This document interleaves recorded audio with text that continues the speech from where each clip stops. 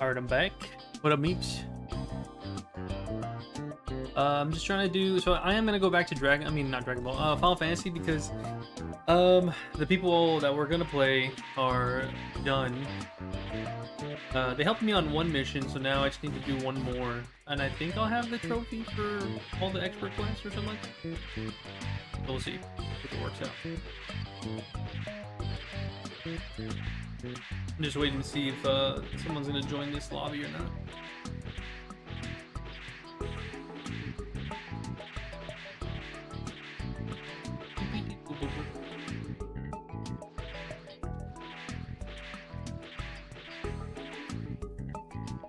They abandoned you. I know, right? It's fucked up. I needed one more. And they fucking dipped on me, dude. Ah.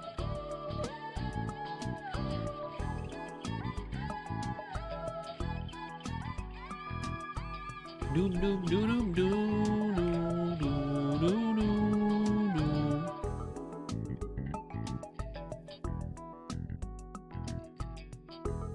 I can try to see, maybe I can do this mission on my own.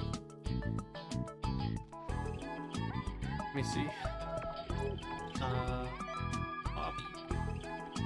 Actually, I don't think I can on my own. Let me ask in the Discord one more time. What up, folks? Doom, doom.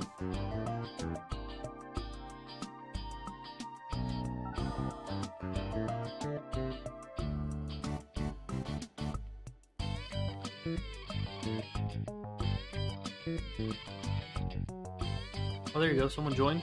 First sandwich. First sandwich is here. Big paw.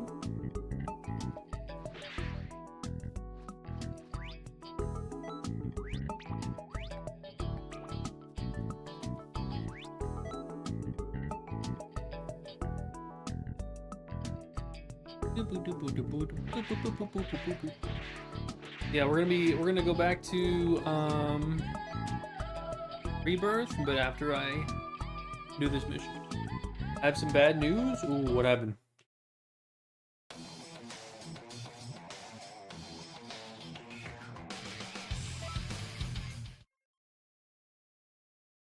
There's a Mass Effect TV show coming out.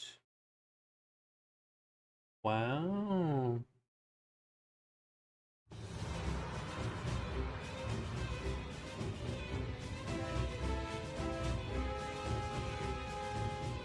Netflix told the director to rewrite the script so that it's for non-game review. There ain't no fucking way.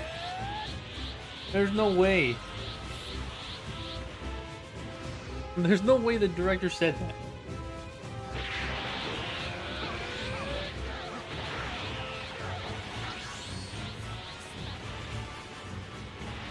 There's no way Netflix said that. That's crazy work. Destroy everything.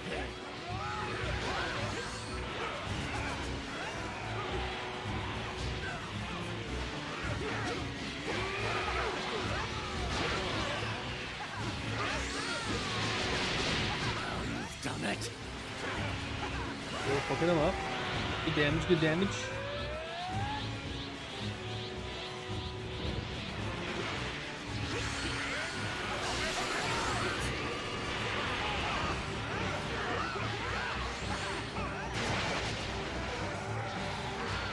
Holy shit, you can hit me fucking a mile away. Oh, his stamina got broken, fuck him up. I'll kill you.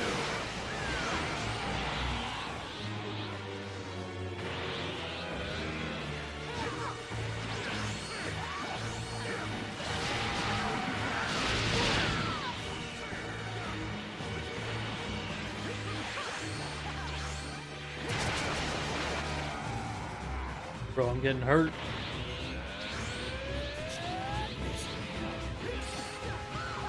The hell? Just went through him.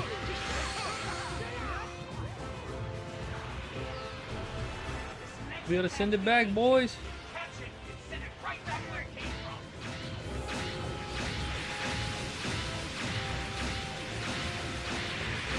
All my fucking stamina wasn't enough. Does Amazon not Netflix? My bad. Oh, okay. So Amazon was saying that shit?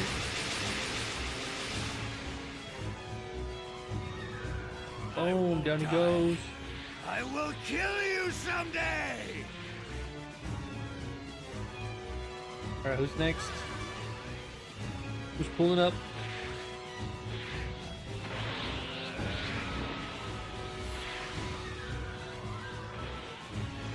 Omega Shenron.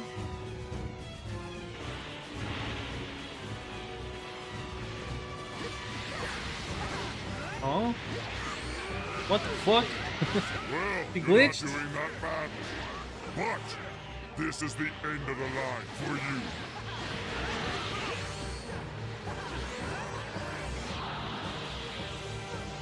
No! Fucking move does so much damage.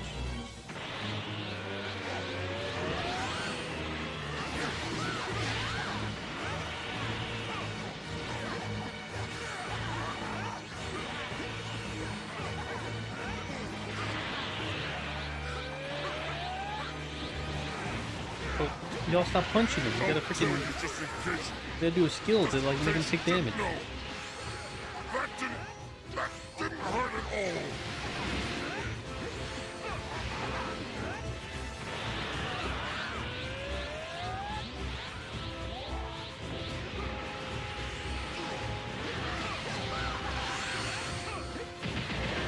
The watch streak? Oh shit. I will not Okay, I let punch you regard that. That was good. underestimate me. Let me get up my friend here. Make a friend on my dick though. Oh no. Okay. Fine. Get him up.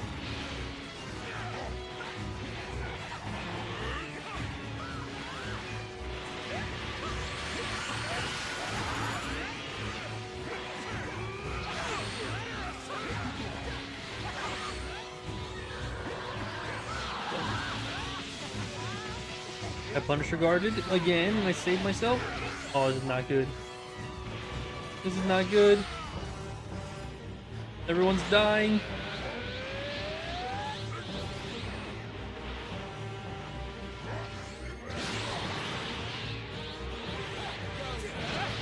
Yes, got a good hit. I didn't kill him.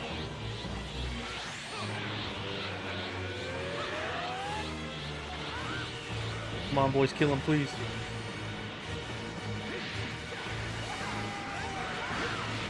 Yes. Dude, there's another fight though. Fuck. We're struggling.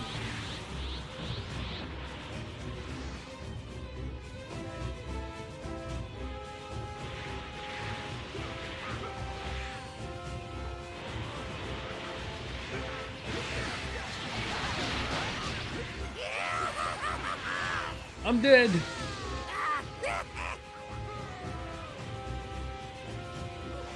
NPCs, please pull up.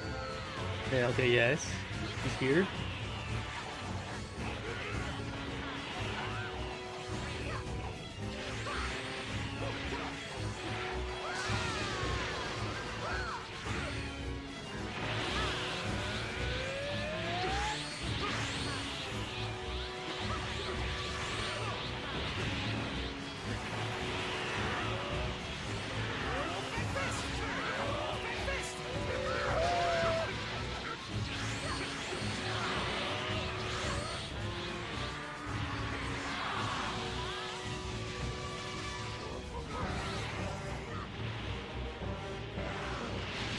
Bro, tell me this song doesn't sound like a fucking Star Wars song. Sounds like a Imperial March type of shit.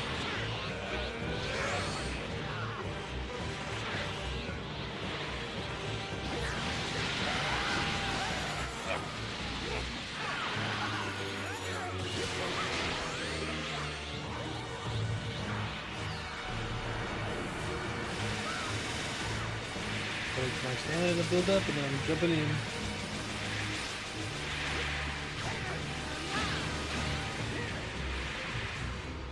Lord Frieza returned somehow.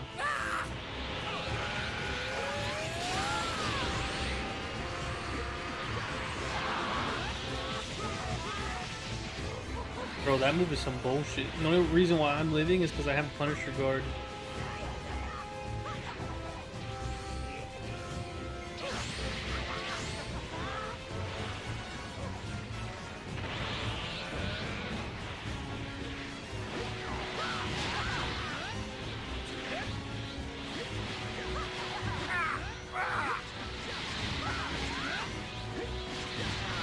Pocket on the combo.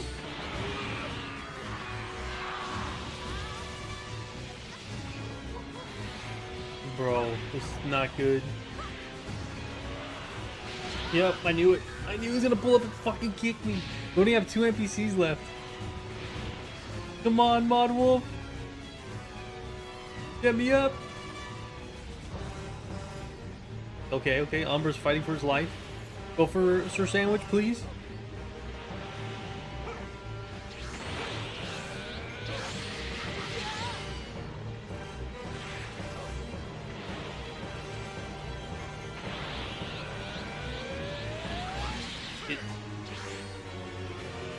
Oh my, enough.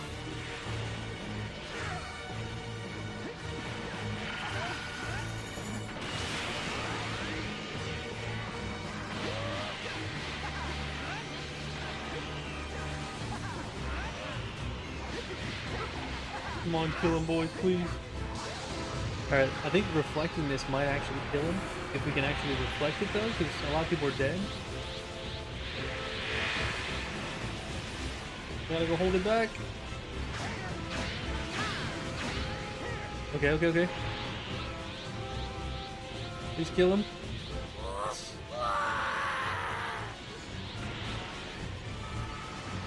Another person? How many with the fight? Oh, Frieza fucking came back somehow, dude. Golden Frieza?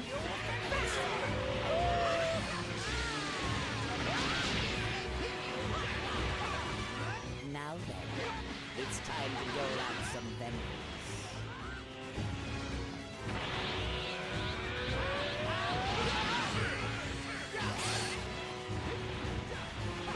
He almost killed me.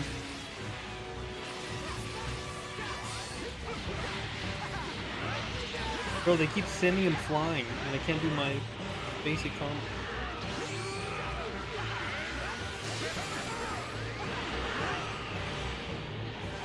Bam, bam, bam, bam.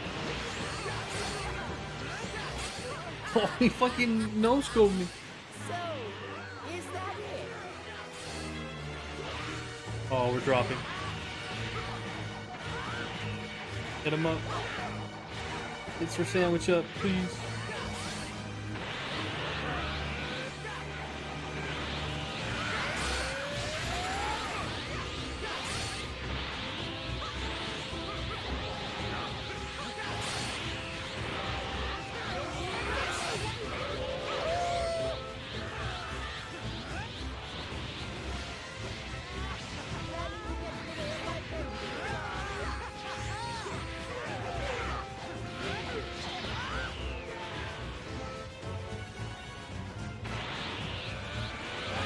Frieza, chill.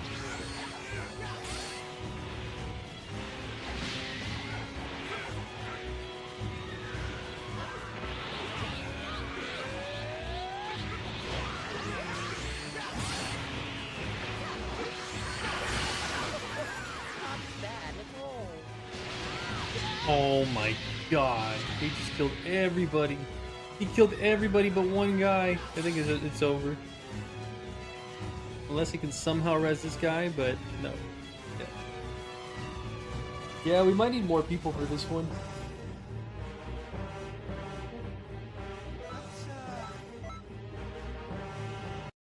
First sandwich said, fuck that, I'm out.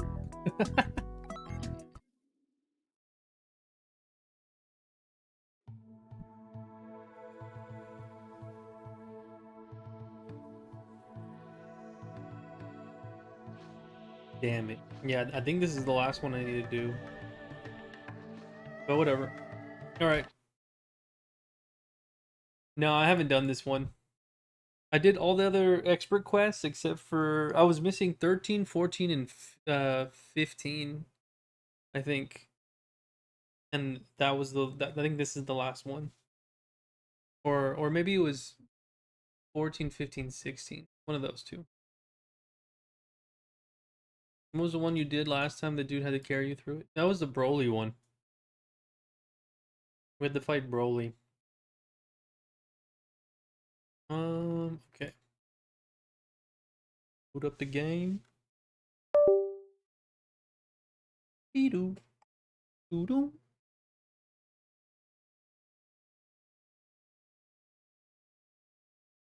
Man, where the hell are the freaking boys at, dude? It's freaking Saturday night.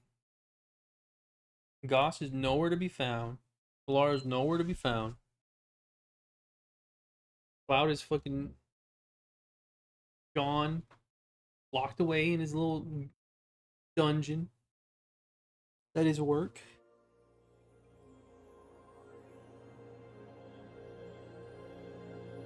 I'm here. Thank you, thank you. Okay. Get back to it.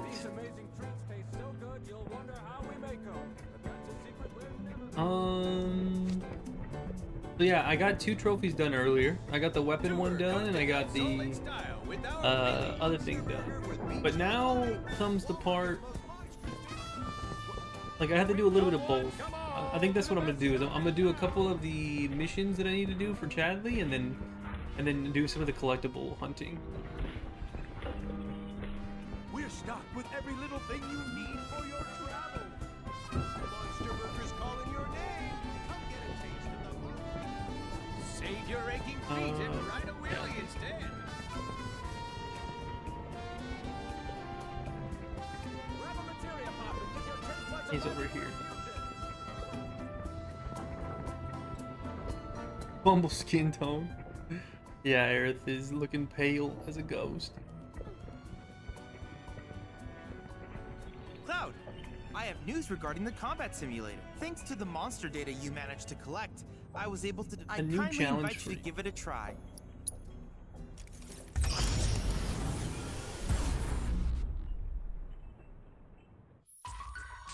Alright. So yeah, so just to give an idea, basically you see, everything that doesn't have a check mark is what I have to do.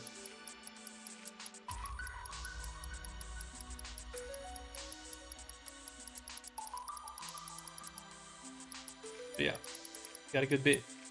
Thankfully, a lot of these are, what is it? They are lower level, so that we can breeze by a good bit of them. But I have heard some horror stories for the later missions, so I'm worried about those.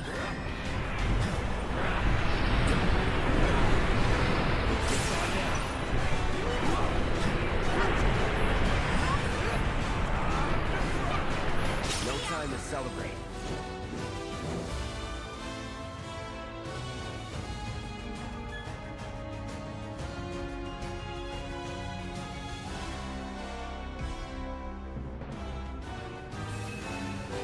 How many rounds is this one? 3? Damn, that guy's swacking that thing around, dude. It's like Westbrook.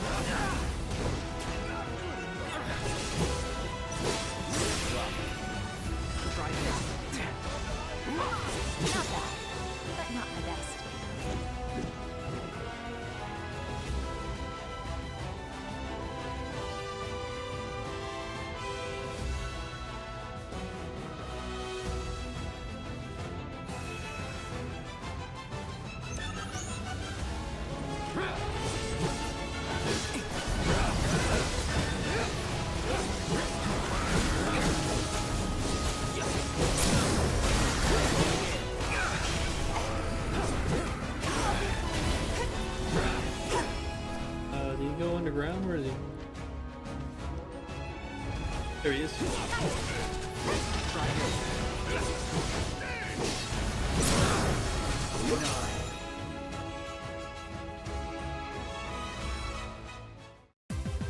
Hell yeah! There's never a doubt.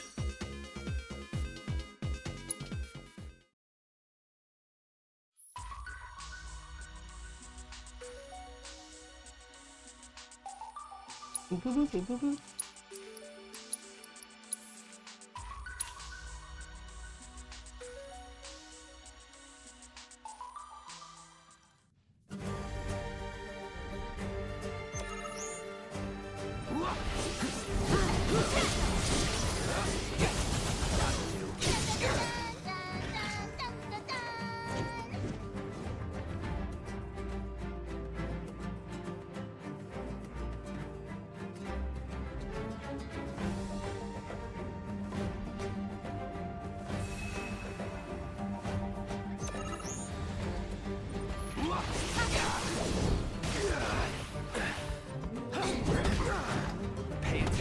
Motherfucking me up.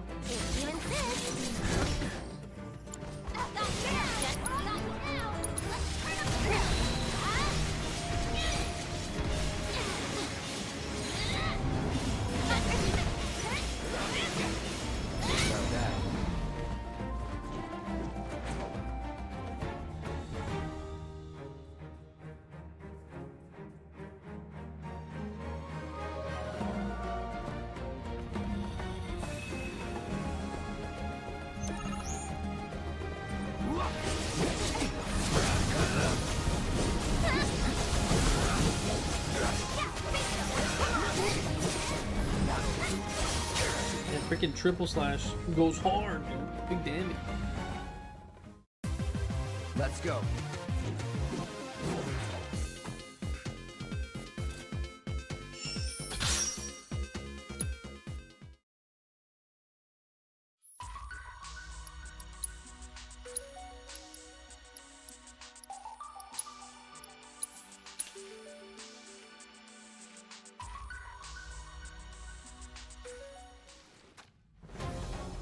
Yeah, I guess while I power through all these, if you guys want to watch any videos, feel free to link them.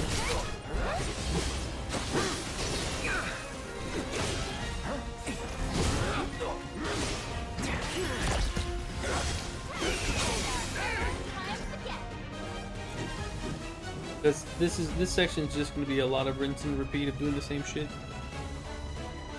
Just fighting 3 rounds of random enemies and going to the next one.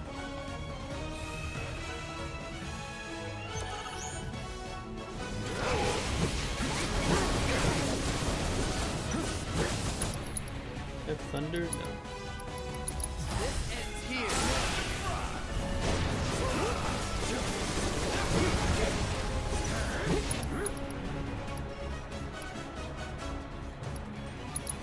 Back to the planet. Oh! All I have is Resident Evil lore. Here, I'll look in between.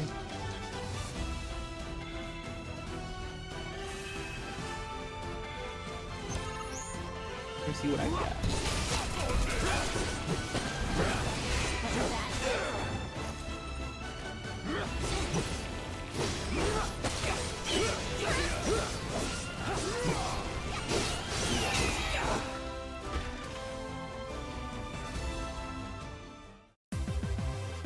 No time to celebrate.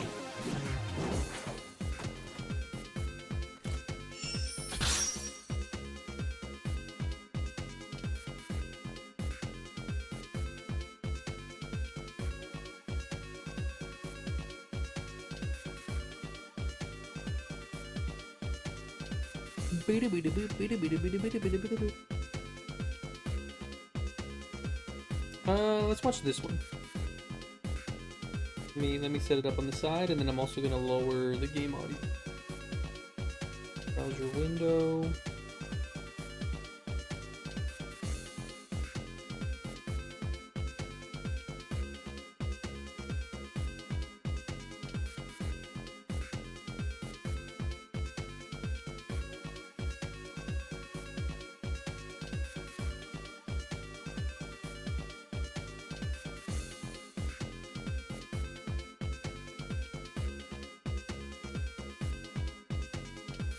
Okay.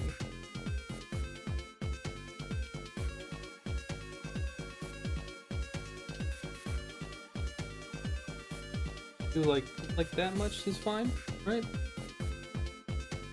Let me lower the in-game audio first. So yeah, this is from Totally Not Mark, ranking every fight in Dragon Ball Z. You made short work of that simulation. There may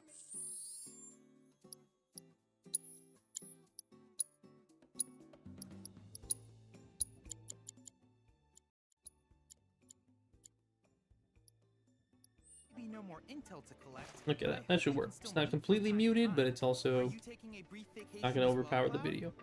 Currently, I'm weighing the every single fight in OG Dragon Ball, and this week I am continuing my mission to rank every single fight in Dragon Ball, and in this episode we're covering the legendary Dragon Ball Z. The rules are simple. Number 1, the fights need to be canon, and number 2, they have to take place on...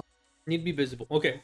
I would say at least my top 3 for Dragon Ball Z is going to be... Okay, if it's canon, so movies don't count. I'm going to say... I mean, my number 1 is probably Goku versus Vegeta in the Majin series. Number 2 is Piccolo versus 17. And then number 3...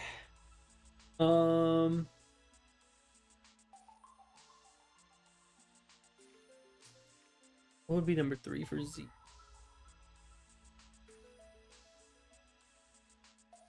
Probably...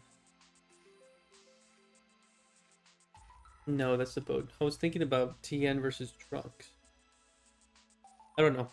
Those are my top 2 on at the least. screen or on the page. And finally, number 3, There are no rules. be sure to subscribe so as not to miss out on our next video where we rank every single fight in Super and beyond. But right now, it's Dragon Ball Z time, baby. Whoa!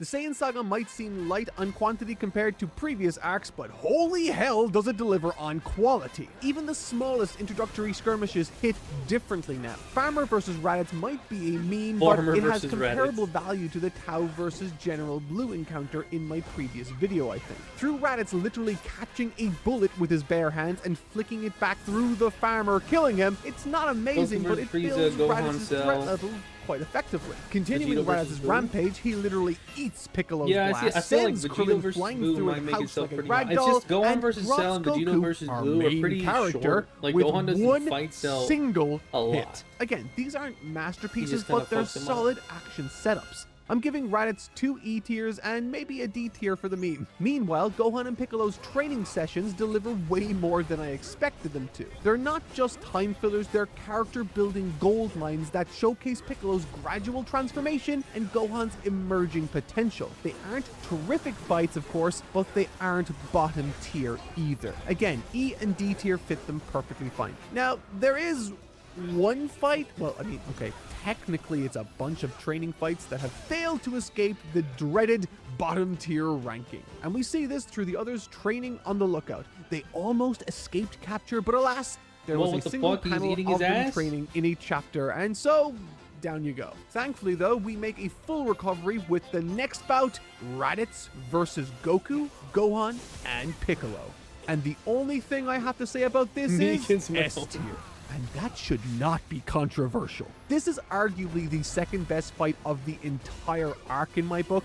And look at the arc we're talking about here. From the moments arc. leading up to this battle all the way to its aftermath, this clash serves us more lore per chapter than perhaps any other altercation in this series, with each new drop amplifying the drama all the more. Showcasing the functional utility of the Scouter tech in practice, this fight also ushers in an era of power level speculation that has refused to go away ever since. Furthermore, the stakes are incredibly high here, thanks in part to Gohan's capture, Raditz's ultimatum to Goku, and fundamentally the power differential Raditz established hairline's between the two fucking crazy. strongest fighters on Earth combined versus Raditz. Also, it's the first time Goku and Piccolo ever fight together following their blood feud, and that's not even to mention Goku's sweet Kamehameha manipulation, Piccolo's Makanko Support or Bending special wave? cannon, Ball? and need I even mention Gohan's hidden power? I shouldn't need to say all this. You guys know. The story of the fight even serves to subtly foreshadow the fatal flaw that ultimately leads to Vegeta's defeat, that the Saiyans themselves value individual strength more than teamwork. Raditz dismisses Goku and Piccolo as a threat due to their individual power readings, all the while he somehow finds himself cornered multiple times due to their combined efforts. It is poetry. The conclusion of the fight even sets up potentially the biggest cliffhanger in the series up until now through the unveiling of Vegeta and Nappa's impending invasion and Goku's death. It is stupidly good. This fight is easily one of the strongest in the entire series. It flips the entire story onto its head effortlessly, and I will never if you're stop going singing based its off of praises. like what Shut up. implications it Continuing brings to the trend Dragon of this Ball arc universe, being like sure it's heart-stoppingly pretty awesome, the substantial, Earth's but forces versus the Cybermen the fighting serves itself as the is nothing perfect crazy. appetizer before the main entree, with each subsequent clash offering something new and exciting for us to sink our teeth into. Tien's raw power display prompts Vegeta to casually murder a Cyberman, again highlighting that the Saiyans' arrogance is their fatal flaw here. Krillin's explosive retaliation showcases humanity's hidden potential, Piccolo's flash of concern for Gohan plants seeds for later, and Yamcha, oh my god, poor Yamcha, becomes the sacrificial lamb that shows us that no one is safe in this new world order. Though these fights may be brief, and that does limit how high I can rank them somewhat, collectively they earn a solid C tier for me. And yes, I might be being generous here to Yamcha, but whatever, it's literally the last W he ever gets.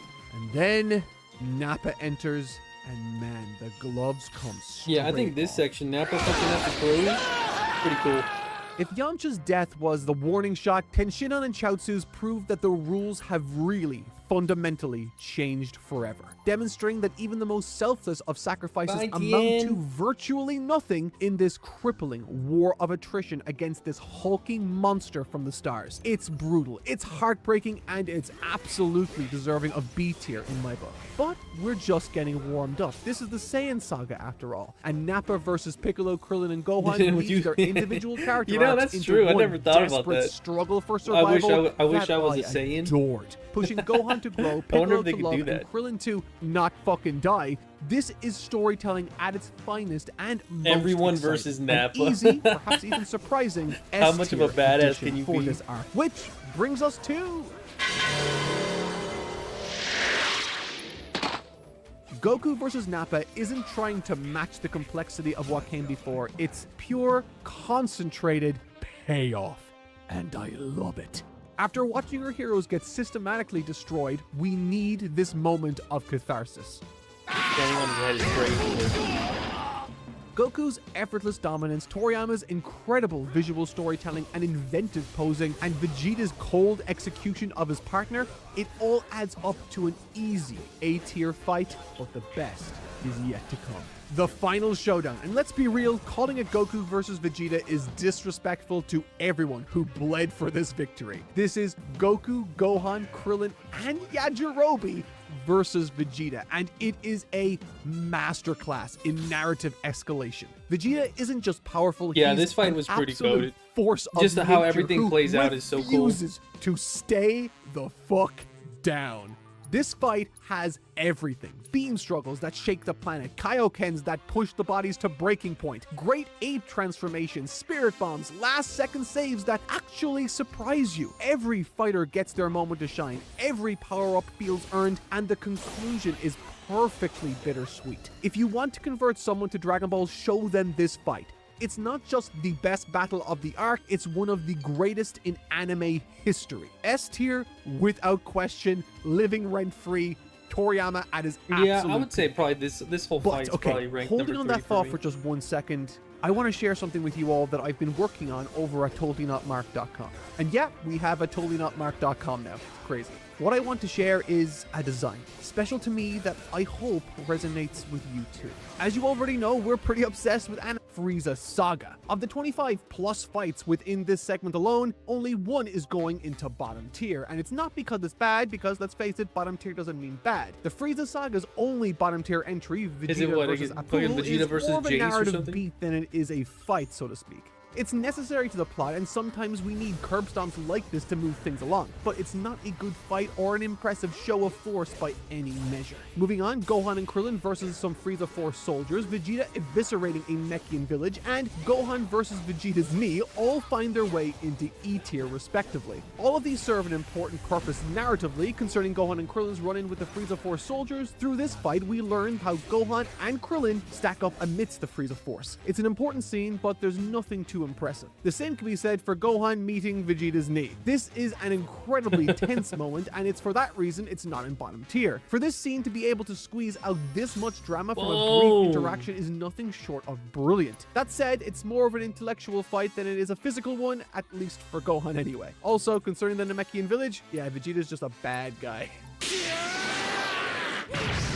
This next batch of fights all feed into each other beautifully, but together they create one of the best introductions to a new arc or area I think I've ever seen. Kicking things off with Vegeta versus Kui, it's a solid D tier entry. Again, mainly serving to establish where Vegeta stacks up in respect to the Frieza Force. It tells us also that the Frieza Force is tracking his activity through their scouters, and of course, Zenkai boost, baby. It's a fun fight that also picks up some points by being the first moment Vegeta is positioned as someone we could actually cheer for. What can I say? Kui had it coming.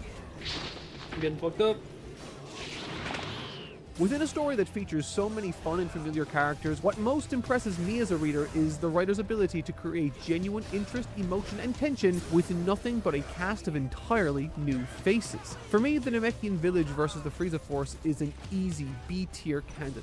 Serving as our first glimpse of the monster that Frieza is, this clash is a roller coaster of hope and desperation as the innocent and ultimately defenseless Namekian elders, warriors, and even children fight for their very lives. The injection of the Namekian warriors partway through this only further serves to reinforce how hopeless their present circumstances are, as piece by piece they are dismantled by Dodoria. But there is one silver lining.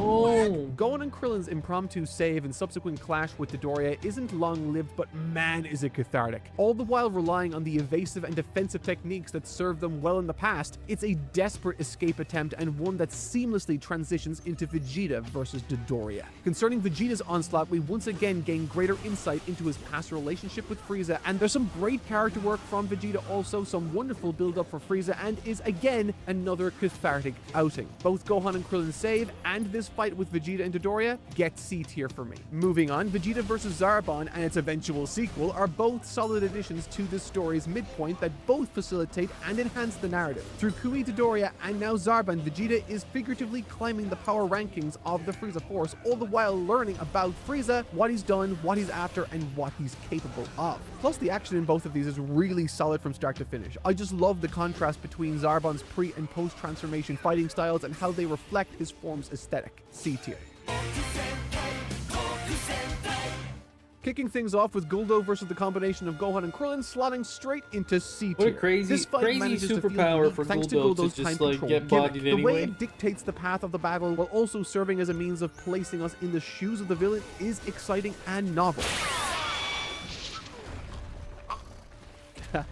Vegeta versus Recoome is A tier. If this were a video game, this would be the skill check, so to speak. The hard line drawn in the sand where things genuinely get serious and even a little scary. There's no more running, no more tricks up their sleeves to pull out. It is pure, unrestrained, one-on-one combat. Yeah, For Recoome was a Vegeta, fucking it's his beast, dude. He was best fight basically since Nappa Goku. for this It season. brings out everything we love about him as a character, his refusal to show any mercy, his ruthless persistence to take every available chance to score any kind of damage, and Yeah, it's man, freaking, also the like, very first time we see him use an early Majin Buu incarnation of saga, what will Vegeta was eventually become fucking known around the resourceful. world as the Final Flash, and of course Water Vegeta. Furthermore, from a layout and design standpoint, Vegeta vs. Recoome is my go-to example to illustrate just how masterful Akira Toriyama's use of space, line work, and posing was in order to control the eye of his readers.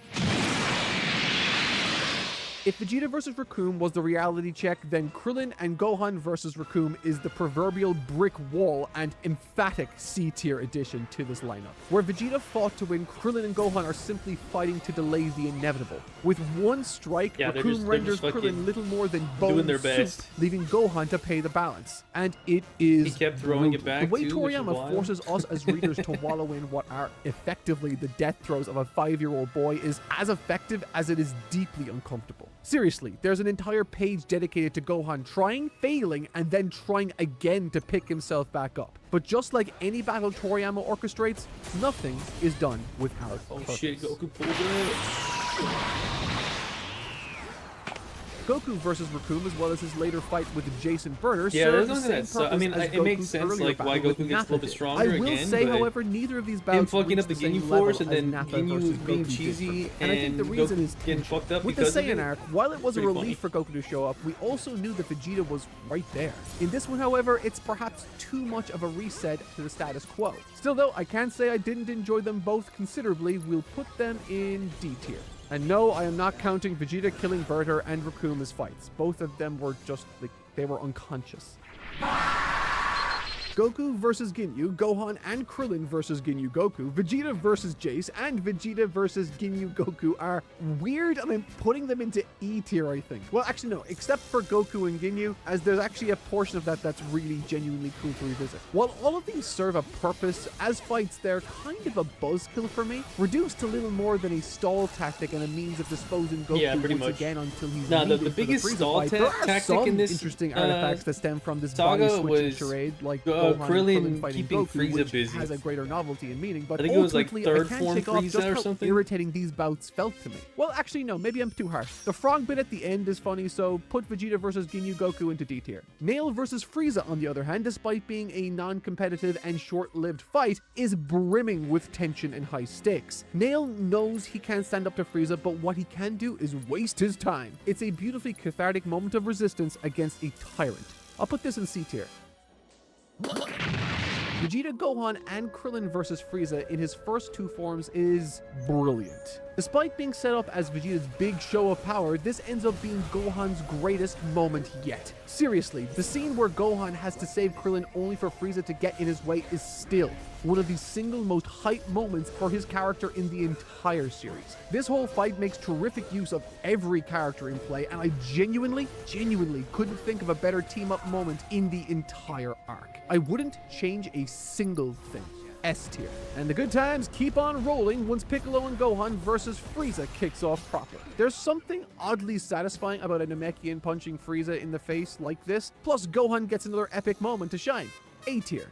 Piccolo, Gohan, Krillin, and Dende versus Frieza isn't anything special, but it does do a decent job of setting up something actually great afterwards. C tier. Vegeta vs. Frieza is where the investment into both Frieza and Vegeta's characters in this arc finally pays off. Frieza, through revealing who he truly is, not simply through transformation, but by way of humiliating the Saiyan Prince, crushing the last glimmer of light in his eyes before reducing him to a beaten, weeping heap, is nothing short of fantastic drama. It is one of Vegeta's most powerful moments in the entire series, and this fight serves that exceptionally well. A tier. It's storytelling through action 101. Which brings us to Goku versus Frieza. I don't think there's anything I could say about this fight that hasn't already been said by both me extensively and countless other people, so just like the Vegeta fight during the Saiyan saga, Frieza versus Goku is part of anime and manga history for a reason. It's massively exciting, thematically resonant, revolutionary, and despite what the original anime might have led you to believe, is super well paced in the manga. S tier was made for fights like this. And just in case you think I forgot to include that short stint where Goku, Piccolo, Gohan, and Krillin fought Frieza in the middle of all this, I didn't. S tier for that too. Double S tier, damn.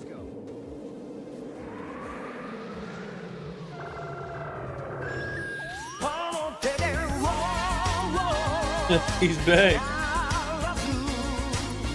As we just saw, the Frieza saga was pretty stacked with top tier fights, and the Android Cell arc is in pretty great standing too. Though unlike many of the prior Dragon Ball Z arcs so far, due to the stop and start nature of this particular installment, there are a few bottom tier candidates that need to be accounted for before moving on. Yajirobe being shot out of the sky by the androids attacking countless people on South City Island, and Android 17 being eaten by Cell technically counts too. Oh, also, future Gohan knocking out Trunks during the History of Trunks flashback, and Vegeta attacking future Trunks twice. Yeah, okay, there's nothing wrong with any of these. I'm just chucking them into bottom tier to account for them. Now onto much more I don't really substantial think matters. those are like considered fights. Oh man, this shit was fucking peak. This shit was peak, lasted 2 seconds.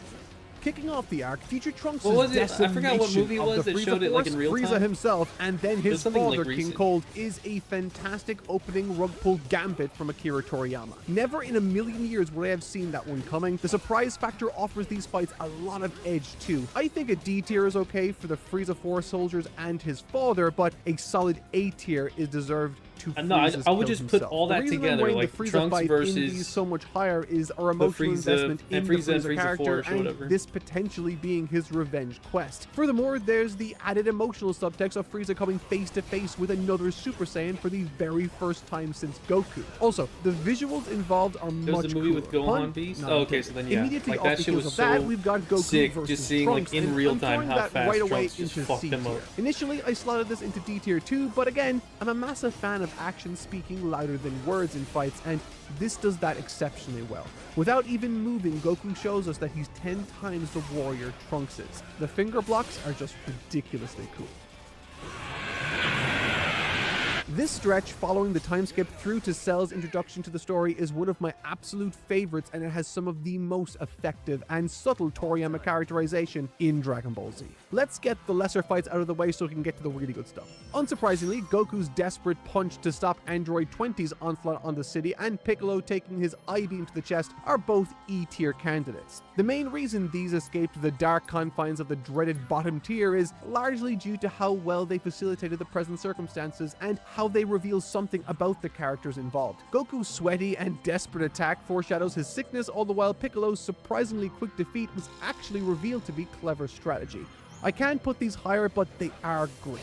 Next to account for are the shocking moments that aren't long enough to give many points to, and funnily enough, visually these are very similar moments, and I am of course talking about the two scenes where two different androids spike their hands through their victim's chest. As a moment of first contact with the android threat, for Yamcha to be greeted like this was incredibly unnerving and ironic given how 17 forces a Robotic similar hand fate job. upon Jiro himself chapters later. I like these moments for what they are, D tier. And while we're at it, My we're boy going to throw 17. that group fight against 17 and 18 in there too with them. It's not a super fun fight or anything, but it acts as a great indication that these androids aren't like those from future Trunks' timeline. Now for something truly special. Goku versus Android 19 is unlike any Goku fight in the entire series. And that's the genius of it. Through the visual storytelling of Goku starting at max power, the fight being told through the perspective of Jiro and the onlookers, all the while Goku looks bewilderingly tired, makes this an easy A-tier entry for me. All the clues were there, we just needed to look. Vegeta vs. Android 19 is the measuring stick I compare every modern Vegeta fight against. A superbly character-rich beatdown filled with iconic one-liners for us to enjoy. Utterly brimming with clever subtext and strategy to boot. For me, there is no question this is an S-tier entry. And sticking with Really? Vegeta, we've got his tussle with Android I would have to watch 18 that again, then I too. don't know. While Vegeta vs. 19 was pure catharsis, this confrontation with 18 establishes Vegeta's character journey for the arc while being every bit as visually impressive as the former. Refusing help and ultimately paying for it, Vegeta is forced to reconcile that he needed the help of others to survive, which pays off wonderfully later. A tier. This section has a lot, so let's get the small fry out of the way early. Cell's introductory kill with an older gentleman is hauntingly effective for how short it is. E tier. Android 16 Yeah, I getting guess his that's skull true. bashed in by semi-perfect Cell, and Krillin and the android struggle against him are solid, but ultimately nothing more than E tier either. And the same goes for Krillin's solo effort against Perfect Cell too with his Kienzan. It's a cool visual, but ultimately E tier. However, things do quickly get better. Piccolo vs. Imperfect Cell is an easy B-tier addition. Though it is light on the action compared to others I'll soon touch on, it's filled with some of the best Piccolo moments with clever strategy, taking precedence over flashy shows of force. On the other side of the coin, Android 17 vs. Piccolo is specifically famous for its flash show of force. Breaking out some of his best new moves, Piccolo brings the fight out of 17 and offers him a crucial opportunity to reveal his true character before Cell arrives on the scene to destroy everything. And speaking of, Cell vs. Piccolo and 17 is a solid C-tier pick. It's carried by Piccolo's light grenade, but ultimately doesn't offer much else. And finally, we've got the wildcard Android 16 revealing his true power against semi-perfect Cell. And it is awesome. On top of being a very nice surprise that transitions us nicely into the Perfect Cell era, it's filled with some really unorthodox combat. Another easy B-tier. Never in a million years would I have thought I'd be putting Semi-Perfect Cell versus Ten Shinhan in A tier, but here we are, and it's well deserved. See, this is a stunning I just don't get it. This guy's just—he's going off of so many like different motives and we know that and Ten Shinhan feelings is no of match certain for Cell, things. but He wants to put this one over Android 17 and 20, Piccolo. their strength isn't anything compared to the techniques they can use to harness it. We saw it when Goku's power level reading spiked when he used the Kamehameha against Raditz, so you can only imagine what a Kikoho does to that power reading also. It is thrilling, we know it's a stall tactic, and we know the toll it's putting on his body. It's a fan favorite scene for a reason.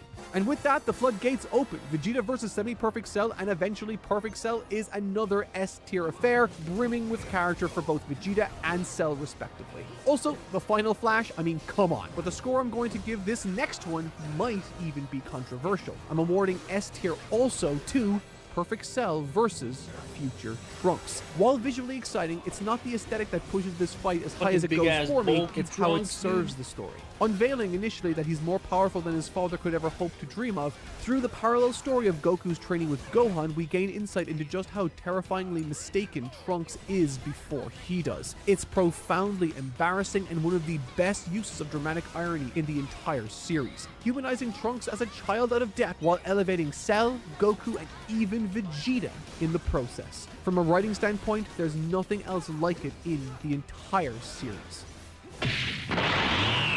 The Cell games begin, and while it hosts one of the most famous fights in the entire series, I do have some housekeeping to attend to before we get to it. Mr. Satan versus Cell, Trunks eating a blast leading to his own death, and Vegeta's subsequent retaliation. While there's nothing wrong with any of these, that still doesn't help them escape E tier. Though I will put Trunks into D tier here because it's a nice way to reveal that Cell survived.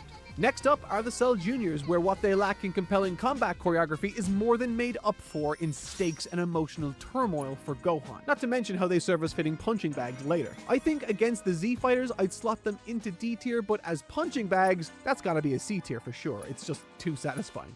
And finally, we've got the heavy hitters. Goku versus Cell is a beautiful, albeit controversial end to Goku's martial arts career, for now, with a warp Kamehameha and an emotional bow out of the tournament just like his master did before him. This fight serves as Goku's handing of the torch to his son, much to the shock of anyone watching or reading. It's got character, it's got choreography, it's got meaning, and it's found its way into the OG S tier alongside Gohan and Vegeta versus Cell. As if there was ever any question that animation cells, they just look so fucking like clean and crispy, and not just for Gohan, but additionally so much character for behind Vegeta, them. this fight brings to a close the story of the boy who didn't want power and the man who refused to let go of it. Coming together, embracing the lessons they each learned, and through doing so, save the entire universe. It is a breathtaking sequence of narrative satisfaction. And no, I didn't forget the Future Trunks stuff. Future Gohan versus the androids and Trunks versus the androids after the arc both go into D tier, while Future Trunks versus Imperfect Cell is E tier due to us having really no emotional attachment to that character.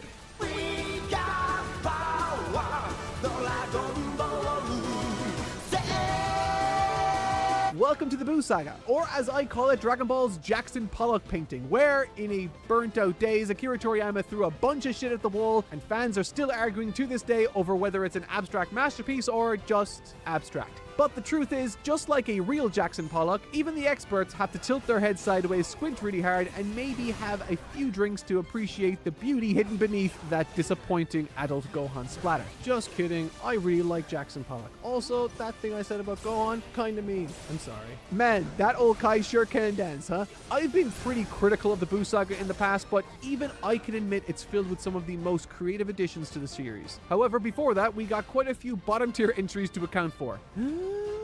The bank robbers versus the police at the very beginning of the Buu arc. Goten versus Bro, Gohan's please training don't star, not the fucking- first one, the second one where we The only see bank a single robbers panel. versus Trunks the versus some police nameless is kid in not the a tournament. fight Goten that you versus need to another nameless rank. kid in the tournament. Trunks That's so knocking out Mighty stupid. Mass. Babidi exploding the head of a tournament official. Goku firing a key blast at old Kai. Some bandits sniping an elderly couple. You know, Those I same feel like bandits sniping a maybe puppy. he And just finally, does it the 28th because Tenkaichi like the Budokai, fans Vegeta or punching people in his a character comments will be that's like, you name forgot is about Nock. this I one. didn't know that his name is Nock. But this isn't where bottom tier ends during the Buu Saga. Oh no. Its hunger cannot be quenched because it made me notice something worth discussing that could be a Gotta problem extend the for watch time, I higher guess rankings. so. Vegeta versus the crowd. I rank it In the D past, tier. I've included the androids attack in South City, but seeing this, it got me thinking. This one with Vegeta at the stadium, Nappa nuking a city during the Saiyan arc, and all the times Buu erases entire population centers are hard to categorize. On one hand, they aren't really targeting anyone in a particular area, but they are targeting a vague group of people, I guess. And so, is it a fight if it's blindsided? No. I mean, I've included sucker punches for the sake of being overly thorough in this list, so I guess I'll throw all of these into bottom tier 2 just because they kind of fall into a gray area. Also, Buu is really fucky, so we're throwing absorptions into the bottom tier 2. So with all that out of the way, let's get into the actual meat. In the pre-tournament section, we've got 4 fights. Both Gohan versus some robbers and his fight alongside Videl taking out other criminals are E tier. Gohan's how do we short feel about the training stint Saiyan with Man arc? Goten is Did y'all also care about the E-tier, whole Saiyan and Man Vegeta's stuff? short spar with Trunks I wish we did is more of, C-tier. I put that into C because it's a genuinely interesting matchup first Like of all, little and we learn a shenanigans lot at about school. where both I would've characters are in enjoyed terms of personal more growth. stuff like that. Next up, there's Like the kid everyday fights, life, and they a are Saiyan in everyday fine. life or something Trunks like that would be versus cool. Idasa and Goten versus Ikoze are both D tier entries. They are short and enjoyable because we see these obnoxious kids get what's coming to them. Trunks versus Goten, on the other hand, is genuinely enjoyable and good. There's Yeah, some it's cool. really nice characterization in this one too, and some cute encouragement from the sidelines through Goku and Vegeta, and overall, it's really solid. B tier. And finally, we've got Trunks versus Mr. Satan to round it all off at D tier. It's a funny punch. Next up are the adult tournament brackets. Krillin versus Pintar is a very traditional Toriyama-style squash fight, but did anyone else notice that Saiyan Pintar Man looks arc exactly dropped like what Gohan stocks Majin big Buu might look like if he were a human? I don't know. D tier. Gohan versus Yamu, Spopovich, and Shin, technically. Yeah, freaking I'd the put Super into C Saiyan tier. hair. It's This chaotic. You have gi no with the idea freaking what Super the Saiyan hell hair is is going so on, sick. other than that there's some big secret you're not in on. Looks It's not badass. much of a fight, but in terms of tension and mystery, it's solid. The final of the tournament, however, is a solid C tier 2. There's plenty of comedy, and you can't help but root for Mr. Satan as he tries to Boom. navigate increasingly insane circumstances. But ultimately, the fight everyone remembers from this tournament, and the moment it's finally revealed that everything isn't quite Oh as no, it not seems, Spopovich is versus Videl. versus Spopovich. No, dude. It's about as difficult to watch as Raccoon beating up Gohan as a child, only this time, people who can actually help are being told to just sit tight and watch. It is brutal. It shows Videl's It's so intense fucked up, determination bro. and grit How did she before survive? vanishes forever and is incredibly dark. Depending on which way you land on this, you could put it into D tier for being uncomfortable to a degree that's perhaps too far, or A tier. For me, it's one of the most memorable fights in the entire series and kind of does Ain't always what it's picking supposed A tier, to, I dude. guess. Now time for the pre-Buu stuff. God, this is so long. Yamu and Spopovich getting murked by Babidi and Pui Pui is an E tier. Dabura's savage assault on Piccolo, Krillin, and Kibito is better, but still only D tier. And Gohan's fight with Dabura is one of the most forgettable Dabura. fights in the entire series. Ooh. Seriously, the only thing I remember about it was how often Vegeta and Goku commented on how much weaker Gohan was. Not super satisfying. E tier. Thankfully, there's better stuff That to suit enjoy. is so Goku sick, though. versus Gohan Yakon in the goes pure into black C tier. It's exciting, with the white foreshadows how gloves? strong Goes Goku's hard. gotten, and pushes Babidi to do the unthinkable with Vegeta. The two best fights in this section are Vegeta versus Pui Pui and Majin Vegeta versus Goku, of course. The Pui Pui fight has echoes of Android 19 written all over it, but lacks the same intensity and drama for me. Still though, it's plenty entertaining. B tier. Vegeta in My base ranking form just of the fucking Majin him up. Vegeta fight with Goku, on the other hand, is going to turn some heads and perhaps ruffle some feathers, I'd wager. In the anime, the fight is very long and offers some of the series' best animated moments. To this day, I still return turn to watch it, it's that fun. But in the manga, the fight is far more of a background element than we might be used to with the anime. It has some cool shots, of course, and serves a nice purpose for Vegeta to explore his issues, but ultimately it's nowhere near as good as the anime might have led us to believe. B tier. And now the final stretch. Let's categorize these from worst to best. Super Buu killing the bandits who shot his dog, Ten Shinhan making the save for Gohan, and Majin Buu killing Babidi are all E-tier entries. Oh, Majin shit, I forgot Vegeta about knocking that. out both Trunks and Goten is simple, but it is also super effective and emotionally resonant. Vegeta D-tier. versus the also in kids. D-tier, we have Piccolo's surprise attack on Babidi, Goku and Mr. Satan versus Super Buu right He's before fucking Vegeta shooting- shows he's up. got a blicky. Seriously, it is so funny seeing Mr. Satan think that he just shot Buu in half. We've got Pan versus Kekko during the tournament after the time skip, and much too many of your surprises, I'm sure, Gohan versus Super Buu after he absorbs Piccolo and Goten. I am also going to put that into D tier. It is just not very good. And finally, our last entry into D tier, we have Good Buu versus Skinny Buu. It's an interesting exchange and development for his character, but ultimately there's not much to it beside that. Now, this might upset some folks, but I genuinely liked this moment a lot. Mr. Satan taking out the bandits is going into C tier, alongside Mr. Satan and Good Buu versus Kid Buu, Goku versus Oob, Majin Buu's first fight with Dabura, Gohan and Shin, and two other fights that I am sure people will take issue with. The first is Gohan versus Super Buu, when he Damn. first makes the save. For me, this is one of the most disappointing fights in the entire series. For, frankly, too many chapters, we were forced to wait while this freaky old shaman Kai danced around him, also he could just do nothing, I guess. It's cathartic, of course, to see Gohan show up wearing those clothes, and it has some cool moments, but outside of that, it's just not great. And the second fight, Yeah, that dude, I'm it sure you're literally gonna be felt upset with me on forever that he was is sitting there with that Vegeta versus fucking Kid Buu. with Elder In the Kai anime, getting the this sword. fight is awesome and would easily find its way Satan into an fighting A a dog or got S rated tier higher than for me, Buu but in the and manga, Gohan. it's much less than many might anticipate. It's still good, but nowhere near as emotionally powerful as the anime worked out.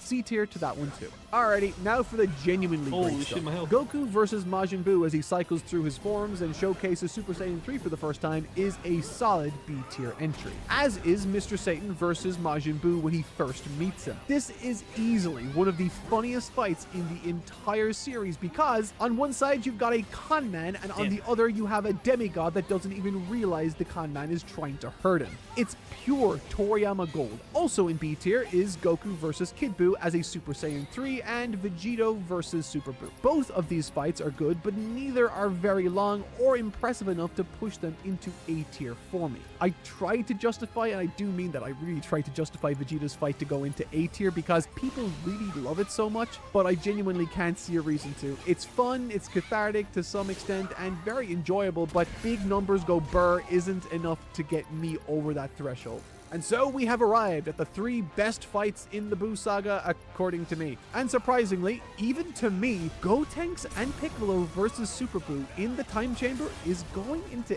A tier. Unlike the anime, which created way more Gotenks than we ever could have possibly needed, this manga outing is genuinely some of the most creative action I've seen in a long time, and takes place in a dimension that only heightens the tension further. Seriously, Piccolo formulating a plan to buy the kids time is sensational. And finally, we have our 2 S tier candidates. First up, Majin Vegeta and Trunks versus Majin Buu.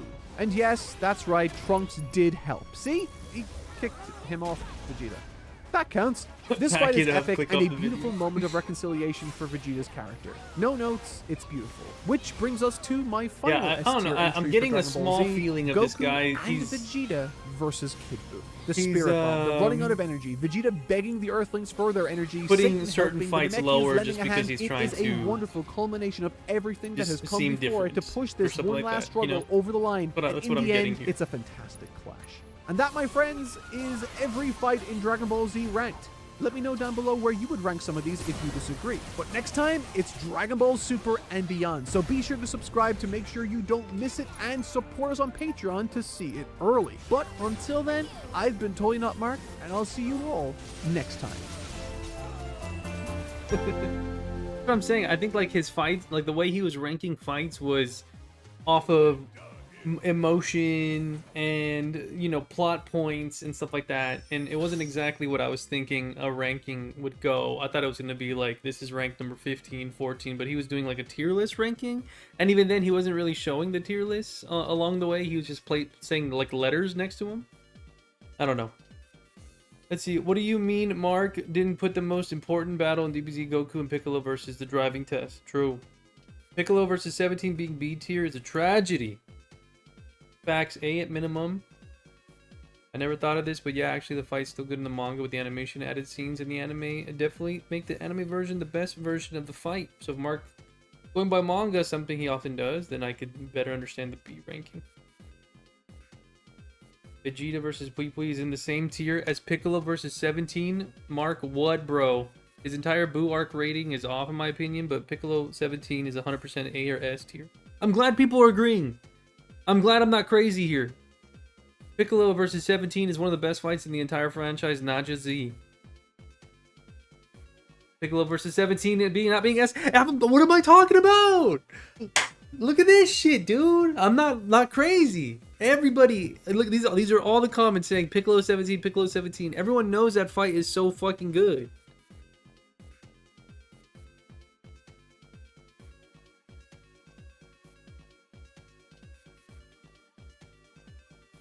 Satan versus Bandits is an S tier for me. We get so used to at this point in the story. Where the Vegito comments at? I'm looking for it. Gohan versus Deborah and E. That's a fight that exudes character with moments like Gohan getting hit by his own ki blast or failing to replicate his father's tactic against Freezer. Freezer. Future Gohan versus androids being D tier felt criminal. If a fight is different between the manga and the anime, you should give them both their separate rankings. This is straight up isn't fair.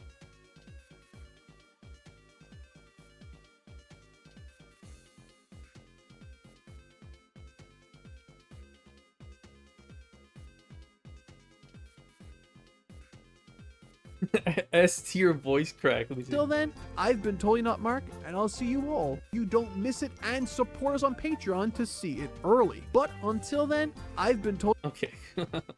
I wouldn't really call that a voice show.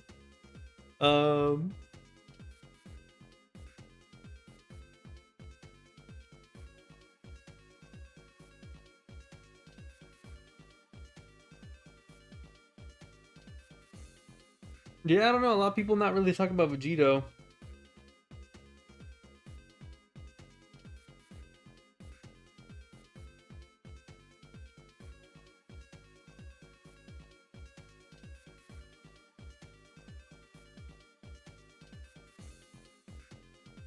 Yeah, mainly, I think a lot of people are just talking about Piccolo 17. All this really shows is that some of us are watching different shows. Yeah. But this guy, like, Totally Not Mark, he's pretty prominent in the Dragon Ball fandom. Like, he makes videos about Dragon Ball like crazy. But yeah, I don't know. Dragon Ballers, dude. Let's see, what else do I put on? Let's put this one. The Resident Evil timeline makes no sense.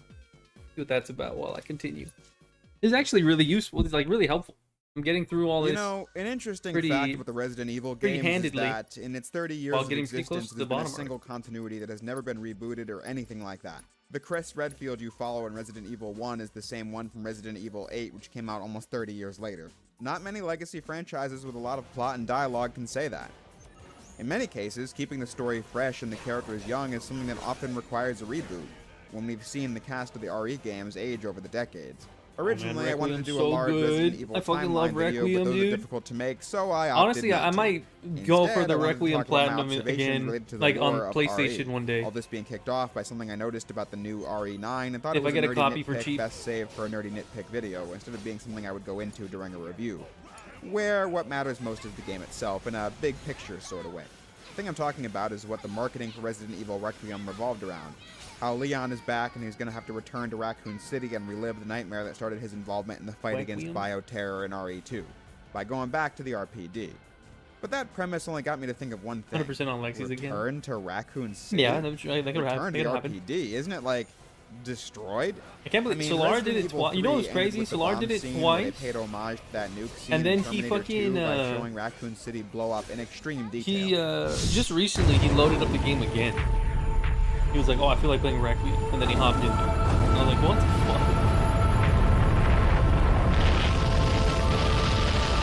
He's addicted for real. Why is it so loud? That's it. Umbrella's going down. How's that voice acting? One of these, you know, a cozy night whenever it's like right now it's raining, but I'm busy doing this. But the next time it's raining and I'm home and I got nothing to do, I want to play Resident Evil, like one of the OG ones. I think that'd be cozy. Is the best course of action for this extreme situation, and have the DLC for 9 is supposedly about Ada and Leon, the new Ada voice actor. No. That was current reports I linked it. Surpassing the 100,000 mark. It's the voice actors from 2, right? Well, not the old one, but the one from 2 Looking remake. at it again makes it crystal clear.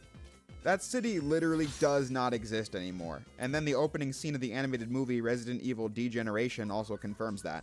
Can you see that area behind me beneath the red tinted sky? That is what's left of Raccoon City after the military fired a missile at Everyone hates the If this is Resident Evil 4 indeed the case, VA, then there's little hope of finding any survivors among the city's 100,000 inhabitants. So while Look, playing watch, hold on, RE9, hold on. I'm not going to dismiss let me load the it up. plot because of this inconsistency. As I Pause said, it real quick. I linked it in chat right above what you linked, Fumbles, of this singing scene of Resident Evil, whatever. Watch the video. 2026 is here. We can start over. We can be happy, healthy, successful, and all the good stuff that every new year brings. Now listen, speaking of missions, I'm getting ready to go on a very top secret mission myself. I'd love to tell you all about it, but that information's classified. Now, I don't want to be a rookie about it, because I wouldn't want to end up like Ben, now, would I? But yeah, those are all references to Resident Evil 2, right? Ben, Rookie.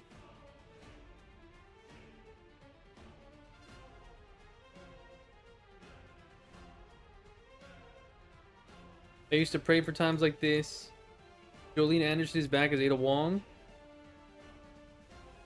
Wait, hold on. This video originated from a cameo profile, blah, blah, blah. Wait.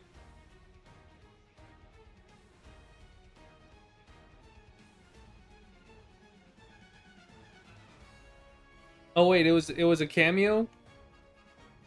I got baited 1 day ago.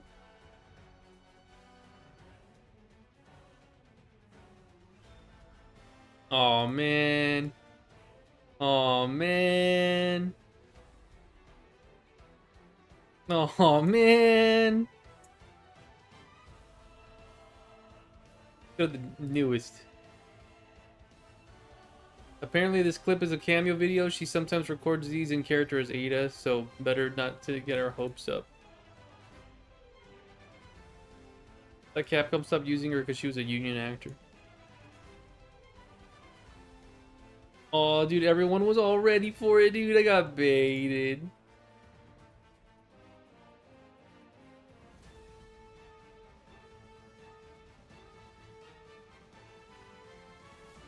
I hate you, Strummer. Hey, you didn't even know about it, Memes. So how you like you can't even get your hopes up if there was no hopes to begin with. You're trolling. All right, let's finish this video. In the last video, I thought the plot was pretty good for the most part. I mean, there's still a game leaker that said it'll be about Ada over various things, but the I lore hope. of RE that don't add up. I need closure. But keep this fact with the ending of RE3 and the premise of RE9 in your brain, as I'm going to circle back to it later and argue that it may very well be possible that the Resident Evil series currently exists in two different timelines, even though that was never the intention of the people who made it. But like I said, I'm going to run through the series and point out various nerdy things a hardcore fan would notice and then circle back to RE9. But before I'll link it to you later. About it, the greatest continuity conundrum in the Resident Evil series is actually that it's established in RE4 that Leon doesn't smoke. But poor Chris, here in RE8, we can see that he does.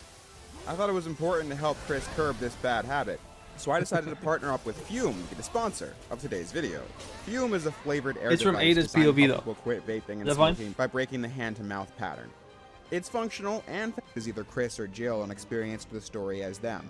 In Chris's story, he teams up with Rebecca Chambers from the STARS Bravo team to escape the deadly mansion and rescues Jill from a cell in the lab. And at the end, the three escape on the chopper. That's in Jill's story, she and Barry Burton work together and rescue Chris from the lab at the end and then escape. Hope Rebecca found a way out before getting caught in the blast. But then, in Resident Evil 2, we're told that Chris, Jill, Rebecca, and Barry all escaped the mansion together and tried to get the chief of police to investigate whatever Umbrella was up to under that mansion. But the explosion removed all the evidence. It's pretty easy to use your imagination. I need closure. I need to know, you know, get to the mansion at the how end. things However, ended that up. does mean Or the thing is, like, it's a little tricky because there are obviously, you know, if Capcom was smart, this Requiem takes place was a traitor working for Umbrella so much further in the future than when we were expecting. And so, I'm gonna say it was probably Chris. If they were smart, they wouldn't reveal too much of what's going to happen next and start going backwards again. Either way, start doing stuff I assume Chris Requiem. was there, given the fact that Chris and Wesker have such animosity towards each other in Code Veronica and RE5. So, by contrast, Resident Evil 2 does have a solid canon version of the plot. Despite having two different setups. Because there's no way you have Resident Evil 4 Leon, and then you have Resident Evil 5 Leon, and then you jump all the way over to where because of that. Resident Evil Evil 9 itself, it doesn't really matter which one you do. Either way, the premise is that the T-virus from the mansion is. But I think I'm definitely good with the next like 2 to 3 games not featuring Leon as a playable character. If you want to reference him, or maybe he shows up in a DLC of some kind, sure. And then Leon gets into but yeah, I just think that in the game itself, I think this version of events is more narratively. We don't need another full-fledged game with Leon for a little bit. Dies and Leon is distraught. But I definitely do want another one in the tyrant, future. She drops the rocket launcher in the room, giving Leon the belief that Ada might be alive. The one thing that I hope they continue why to he's not do surprised when they is run into each other in what they RE4. did with Resident Evil 5, where you had characters that showed up in Mercenaries that, I also think it's more, you know, timeline-wise doesn't make sense, but they're just there. The main monster, Dr. Birkin, is trying to infect Sherry with the G virus, and Claire tries to protect her and needs to synthesize the vaccine for it in the lab. It creates a tense climax with real emotional stakes. In the Claire B version, Sherry never gets infected at all, removing this from the plot to bring this entirely. up? Do you think they should anyway, keep adding new characters or use Claire what they A, have? Leon B definitively canon I think if they're going backwards, use what they have. If they're gonna move forward, then give us a little bit of both. Like, you know, use one person that we know of to bridge the gap to like a new character, kind of like what they did with Leon. But I honestly think they should give Jake another chance. Was the true version of the story. Resident Evil 3 also has like multiple like ending variations. I want more games. It doesn't matter as much which one you end up seeing in the game, because all of them feature the president defending the blow of Raccoon City to stop the T-virus from leaking into the rest of the country. Yeah. And then the series I guess so big at that point, it worked out well. Both games were fine. Resident Evil Gaiden from yeah, Game Boy Color was the first definitively non-canon entry in the series, because Leon is a member of an anti-Umbrella group post RE2, and in the end he possibly dies and is replaced by a BOW shapeshifter. That's not canon, because as early as the RE3 epilogue, Leon is being recruited by the US government and is definitely still his original self in RE4 and onward, not a BOW Even in the anniversary This game is not relevant to the series story at all. But then we got games like Resident Evil Survivor, which are canon, but mostly because of how nothing in the story is contradicted by anything else. It's a side game starring a new character sent to an island by Leon and needs to fight his way through a bunch of BOWs, but has very little bearing on the series story.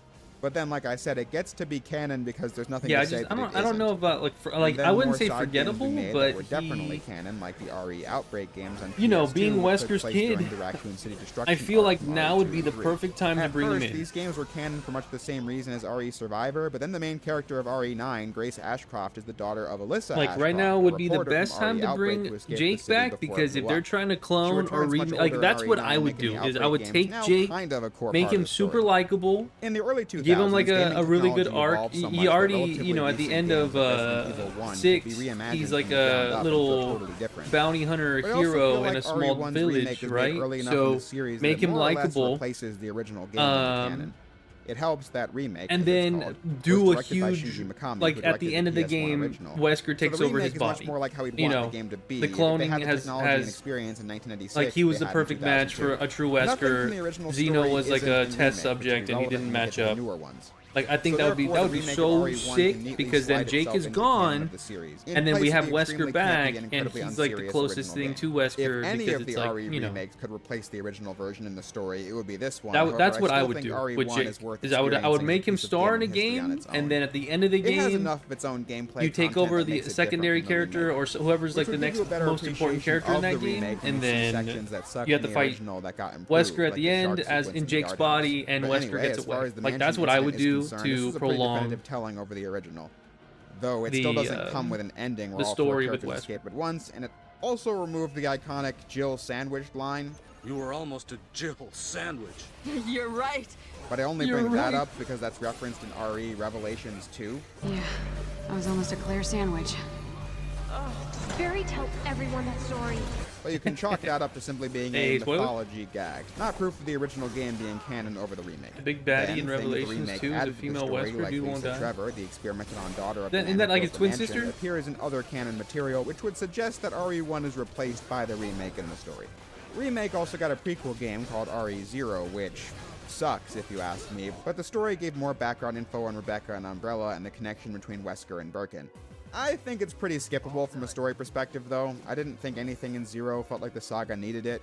It was also odd, given how it shows Rebecca fighting monsters with an abundance of weapons just hours before appearing in RE1, where she teams up with Chris and mentions absolutely none of that. The RE series lore got really complicated with the release of RE4. When this game was being made, it was decided that zombies and Umbrella were getting old, so they just scrapped those from the start of the game.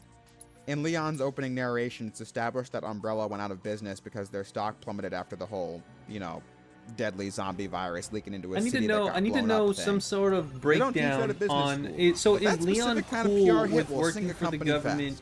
That's not to say it doesn't make any sense, but that was always a huge anticlimax, given how many of the previous games ended on the note of the Raccoon City bombing was like fake. 2, 3, and Code Veronica back to back to back. Hey, it's up to us to take out Umbrella. That's it.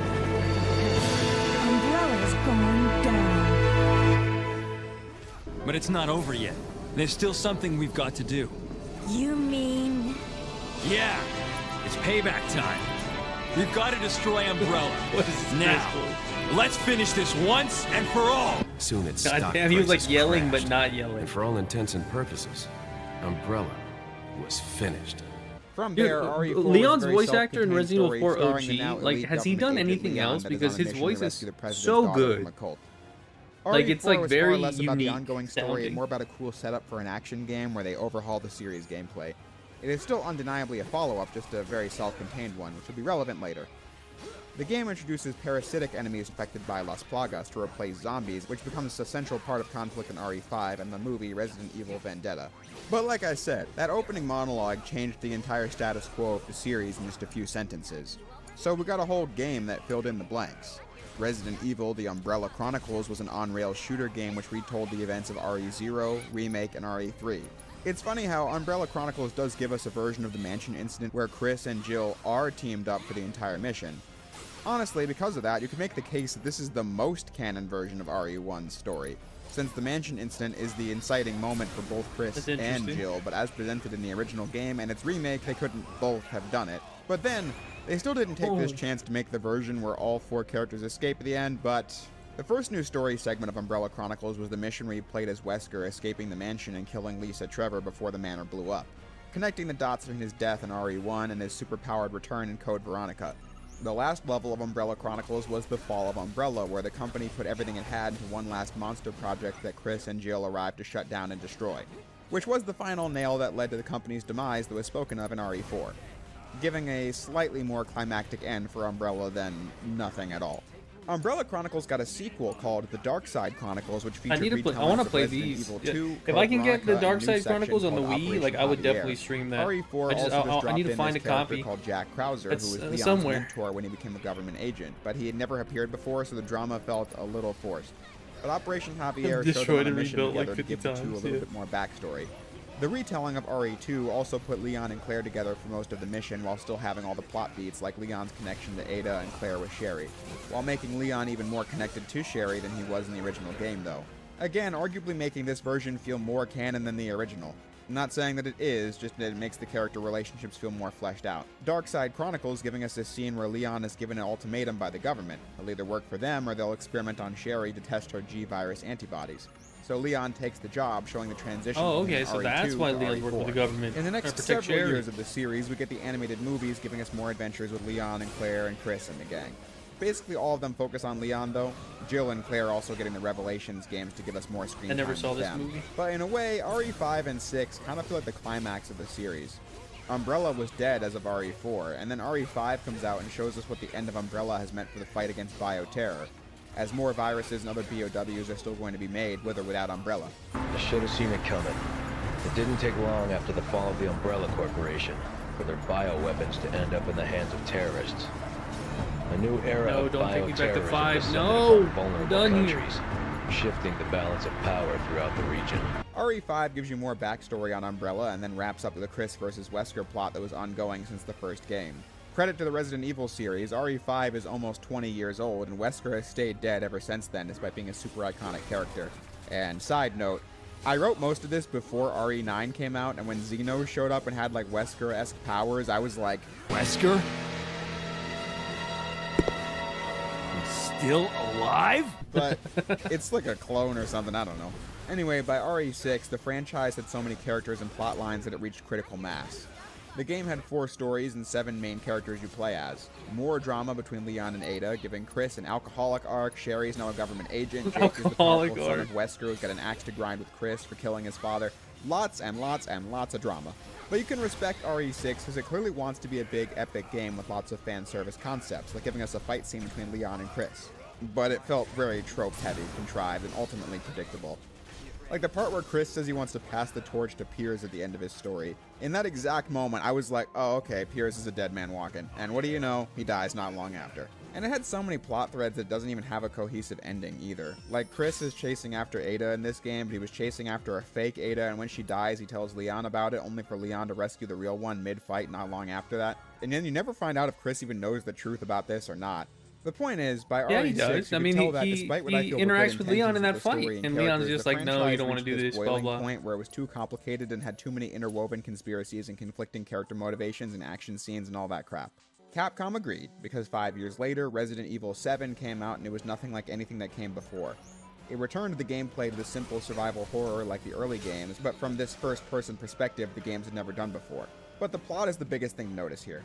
RE7's tone is much different than the rest of the series. The first RE had a kind of an Evil Dead vibe, and then it kind of felt like The Shining with the setting and atmosphere, but the series became much more of an action movie with each entry.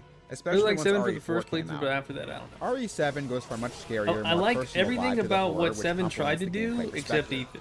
I'm not trying to say RE7 is But the thing grimdark is, like, or it's all in anything, retrospect. Jack Like, Baker after and all the finding other out boss Ethan was the characters are mold, quite then it insane makes in a lot this of my game, but complaints from the game first does not game focus on an elite agent, invalidated. just a dude trapped in a psycho monster house in the middle of Louisiana looking for your lost wife. But it doesn't who's take presumed away dead. my Playing feelings as of a when guy I who has played no the game backstory initially, or you anything, know? and no combat training makes the game scarier for sure. But I also think the entire game, in hindsight, feels very much like a soft reboot. You know, one of those sequels that doesn't really require any past knowledge to get into. You won't even really know that's why if RE7 I truly is feel a like sequel or Leon not is until Chris cursed Redfield shows up at to the always end. be Just an action-oriented Resident Evil main character now. Chris. It's the same guy. He's just got too much, RE7 is in the too same much like universe as all the too many previous badges. games. It just takes place a few years after He's RE6. too and now the threat is mold monsters. versed in the RE1 world through of 6 are canon to BOWs the and world stuff. of RE7. That there's no way that he However, could as be in a I said, the position tone where he's feels like, so oh no, different I'm from those games, out of but my the depth characters here, you take know. themselves so much So more I think, seriously. you know, that was smart for them to RE7 put feels Grace like a in the dividing picture. line in the series. New tone, new characters, new threats, etc. But yeah. RE8 does give us That's more why I think we Umbrella constantly backstory need by like the end, new but it's still characters, more or because less if we as a put sequel Chris to in, Chris RE7 is only, obviously, and its you know, DLC he's episodes fought take Wesker, place he's in the fought all this future and stuff. resolve We the put Winter storyline that RE7 Jill and 8 in, were Jill's about. already at that But to point circle too. back to the We're point at getting the to the beginning of point the where video she's where I said I pretty feel like the series specially now has two oriented for timelines. fights and stuff. That's because of the recent remakes. Not simply because these games follow the more simple tone of RE7, but because of the way they're written, they can't be canon at the same time as the original games. As stated, the original remake didn't leave any gameplay or story on the cutting room floor. The plot of RE2 Remake hits pretty much all the major beats it needed to, and some moments and characters feeling enhanced in dramatic weight, but others felt very undercooked. For example, Leon and Claire never speak to each other between the opening and the ending, when they were working together throughout the original story via radio. So then, it feels like a weird continuity error when Sherry talks about Leon and Claire saving her in RE2, when in the remake, Leon doesn't even meet Sherry until the danger is basically almost over. That's more of a subjective point, but I think the story loses something by arranging it like that. It's a fundamental detail that makes it feel totally okay, hold on, different. let me pause here. Because the thing is, like, obviously it's a video game, and obviously there's things that are unspoken in the retelling of it all. Like, if you want to have the two story, like Claire's doing this, Leon's doing this, then they can hand wave a little bit. Like if Sherry says, "Oh, Leon and Claire saved me when I was a kid," we don't take it as like, "Oh, well, Leon wasn't talking to Claire the whole time." It's just those are bits of the story that we didn't have to experience because we played through both characters. You know, we just assume like, for example, when Leon leaves a note for Claire in the stars room, he ignored Sherry, didn't talk to her once. Like when he left a note for her in the stars room, that we just assume like maybe they spoke then, or maybe they interacted at that point. Like that's the way I look at it. People can be very, very literal when it comes to, oh, I got to break down when the game told me this or not. Can you bring me a cup of ice? Thank you. But yeah, I don't know. I don't think it's like that big a deal. Leon also has no idea Ada survived by the end of the game. She still drops him the rocket launcher, but not from an angle where he'd be able to see her or hear her. So then the remake of RE4 makes it a reveal to Leon that she's still alive. I still think this is a perfectly good enough retelling of the original RE2, but has enough differences to where I can't say the one it's that the same story like exactly. Especially after playing separate ways. I don't think you can slide this game to the canon like you could the original on RE1. Resident Evil 4. The one thing that I can't get behind that a lot of fans say is like, oh, Ada never really cared for Leon, Jill and also Carlos fighting Nemesis in Raccoon City before it gets blown up, and there's a part where Jill gets infected, and that she's just manipulating him or using him. I mean, obviously she was initially personalities that don't feel in Resident Evil 2 much at all. But there's so many sections in Resident Evil 4 where Wesker's telling her, like, you need to take him out, hey, you need to get rid of Leon, blah, blah, and she's, like, reluctant to do so. She doesn't want all to. the remakes as replacements for the originals, when, like I said, the plots feel so different in the newer versions, I don't really think they can easily be that. Especially on the gameplay front like RE3. At least 2 and 4 felt like they were getting the idea of the original game across. RE3's remake is just reused assets and set pieces with almost none of the qualities and levels that made RE3 what it was. But despite being the most faithful gameplay what was Carlos's importance in 3 again? Like, what does he do exactly? Everything you remember from the original is in the remake, but now it's a much more serious I forget, like, does he work for Umbrella, or being an attempt at a campy action what did he do? I think both takes do what they want to do well, he gives Jill a vaccine. RE4 remake features changes like how in this version, Krauser kidnapped Ashley like he did in the original, but in 2005, the reason was that he was working for Wesker and needed a way to gain Sadler's trust. Ada and Krauser were both working for Wesker and had conflict between each other as a result. But then the remake simplified the story where Krauser was the guy working for Sadler and had nothing to do with Wesker. They were just testing against only Ada working for Wesker in the new version. And then Wesker, instead of being this kind of campy villain, seems more sinister in the remake. But we are supposed to believe that the guy running on walls in Code Veronica and becoming a super mutant in RE5 is the same guy as the RE4 remake. And it just doesn't really watch like that. So, to me, I think RE7 begins a new version of the Resident Evil timeline where the world and characters feel more serious. In a sense, everything in the new timeline before RE7 is the same. Everything that was canon to the OG world still is in the RE7 world, but, you know, pending remake. Like, Code Veronica and its plot as is tentatively canon, but when the remake inevitably comes out, its story and the changes made to it will be canon to the new timeline, and the OG Code Veronica will just be canon to the original timeline that ends at RE6, if that makes sense. On one hand, Resident Evil is definitely not meant to be that deep, but they're also trying to plug in holes that don't make sense all the time. There's this meme of how many characters got infected with the it's a give and take, man. I feel like if you have a franchise that's running this long, it's just bound to have some sort of like overlap with different people working on the game, different writers, different developers. So therefore, she looks the same in 2015 as she did in the new remake version of 1999. I don't even know why they bothered explaining that at all, when the reason is obviously because it was just cheaper for the movie to reuse contemporary models that already existed. My point being that I'm obsessing over small details in the Resident Evil universe, not because I'm Wait, upset with the game. Was he talking about like Jill's new actress? How many characters got infected with the Forever Hot and Young virus, but it was exactly stated in a social media post around the release of the film Resident Evil Death Island that Jill's infection with the T virus in RE3 slows down her physical aging. So therefore, she looks the same in 2015 as she did in the new remake version of 1999.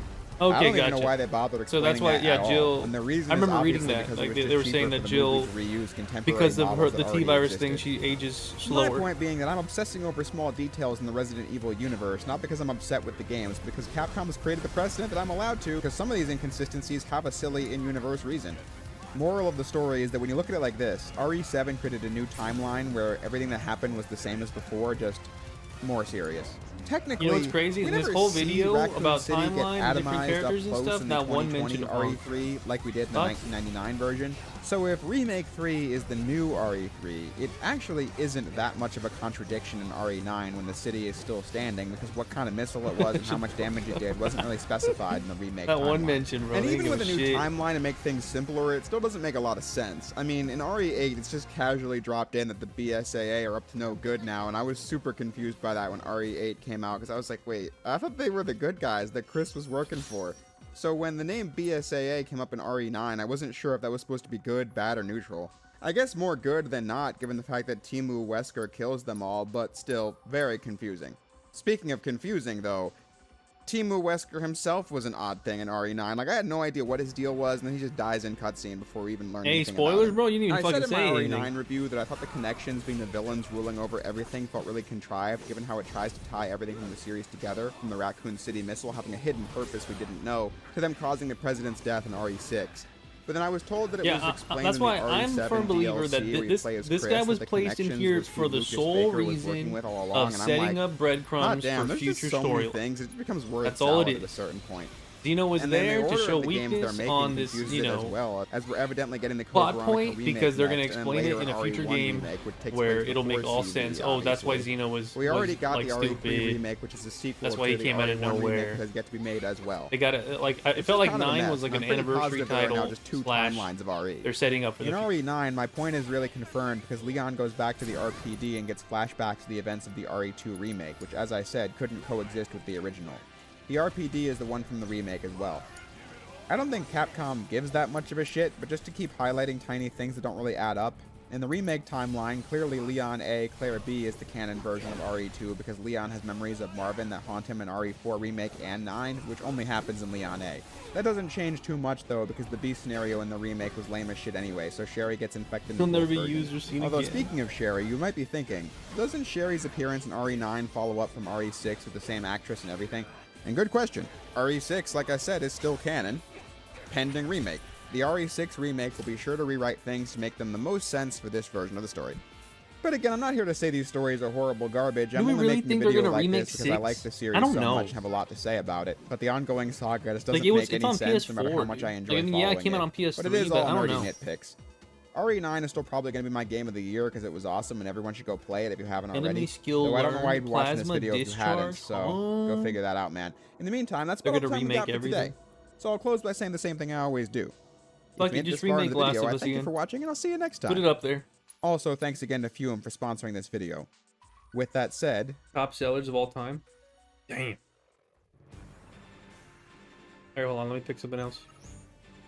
I was watching this video, but I didn't really like pay attention. I had it up. Let me go to my history. It was like different because when I go to Japan, I want to get like a PSP. I want to get a Vita. So let's see which one. Hey guys, Metal Jesus here, and I am in a PlayStation mood, specifically PlayStation handhelds. I have been a massive fan of Sony's handhelds all the way back to the first PSP when it launched in 2005, and then of course I moved on to the awesome Vita and now the PlayStation Portal. And over the years, I've added 19 different systems to my collection. I've got different models, I've got different collector's edition, different colors. Some of them are modded, and I even have this little guy right here. So I'm gonna share all of this with you guys. Let's take a look. I had a Vita, their SSDs are expensive as well. Yeah, I heard the memory is pretty pricey. that checks out.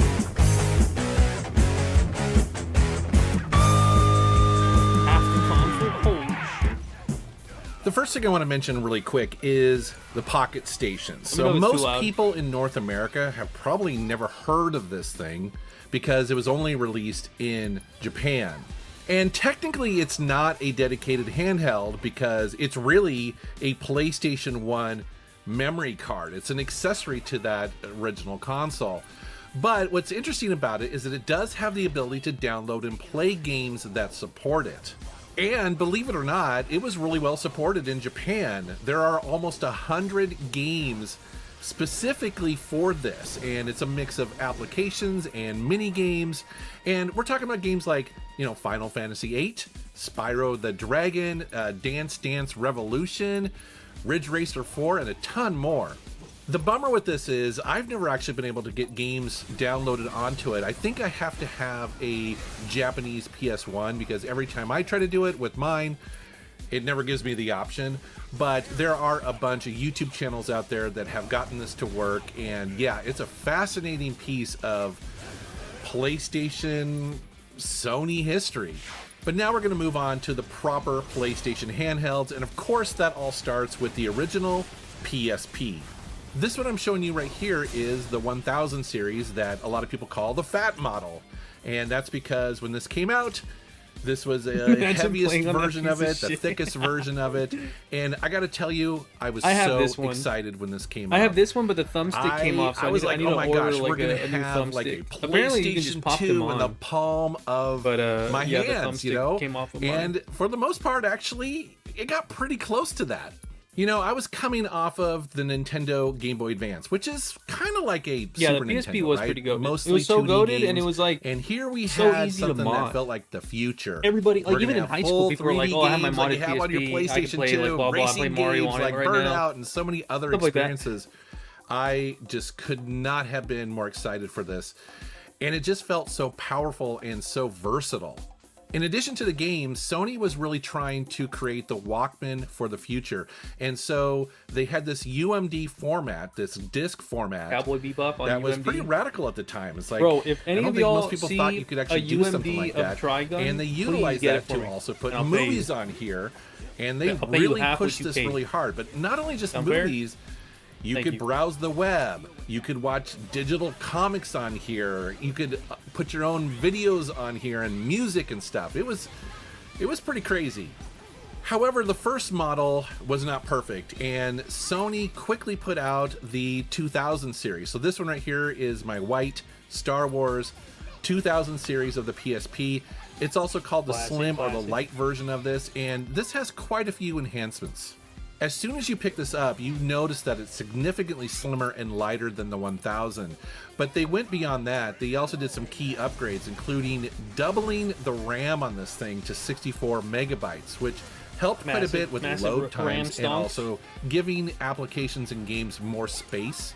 And they also added the ability to output the video to your television using one of their proprietary cables. I loved this feature because suddenly you could use it both, you know, mobilely, but then also when you got home on your television. And immediately I noticed that the screen upgrade was very nice. So, you know, the original, it looked a little blurry, you know, it was a little bit slow and not great at the time. And then they vastly improved that with the 2000 model. This particular white PSP was bundled with Star Wars Battlefront Renegade Squadron, although this was actually a gift from a friend of mine, Jerry, who just had it sitting around in a drawer and asked me if I wanted it for my collection. He knows I'm a big Star Wars Game Boy Micro PSP fan, so I was like, in high school, yes, she please. was like, "Oh, I've got this Game Boy. This Do you want it?" PSP And I was 2000 like, right yeah, here I want was that. the one that I used Look a brother all up. the time back in the day. That's actually why it has a skin on the top of it, because this went with me on the bus every day back and forth to work. I love this thing. Oh my gosh, I was all in on the PSP. And then Sony released another revision of this model called the 3000, or a lot of people call this so the PSPs, bright version I guess of it. that one's the one that I would want to get. This is very the similar to the previous 2000, but it features a, you know, little bit brighter This screen could with try some to steal my improved color. shit. They also added a built-in microphone, and I guess they slightly modified the design of it a bit, although they're so similar. But this is a really cool one here. So this is a PSP 1000, however, it has a third-party screen mod. This is a gift from a friend of the channel, Destiny FOMO. She sent me this because she knows that I love the PSP, and I didn't have one of these yet. And so this was originally a Japanese donor model. And what that means is that it's the Japanese version of the PSP, and essentially the X original and O has like a buttons blue are filter swapped. over it. So it's a little bit weird to use it that way. It's not a big deal. You get used to it pretty quick.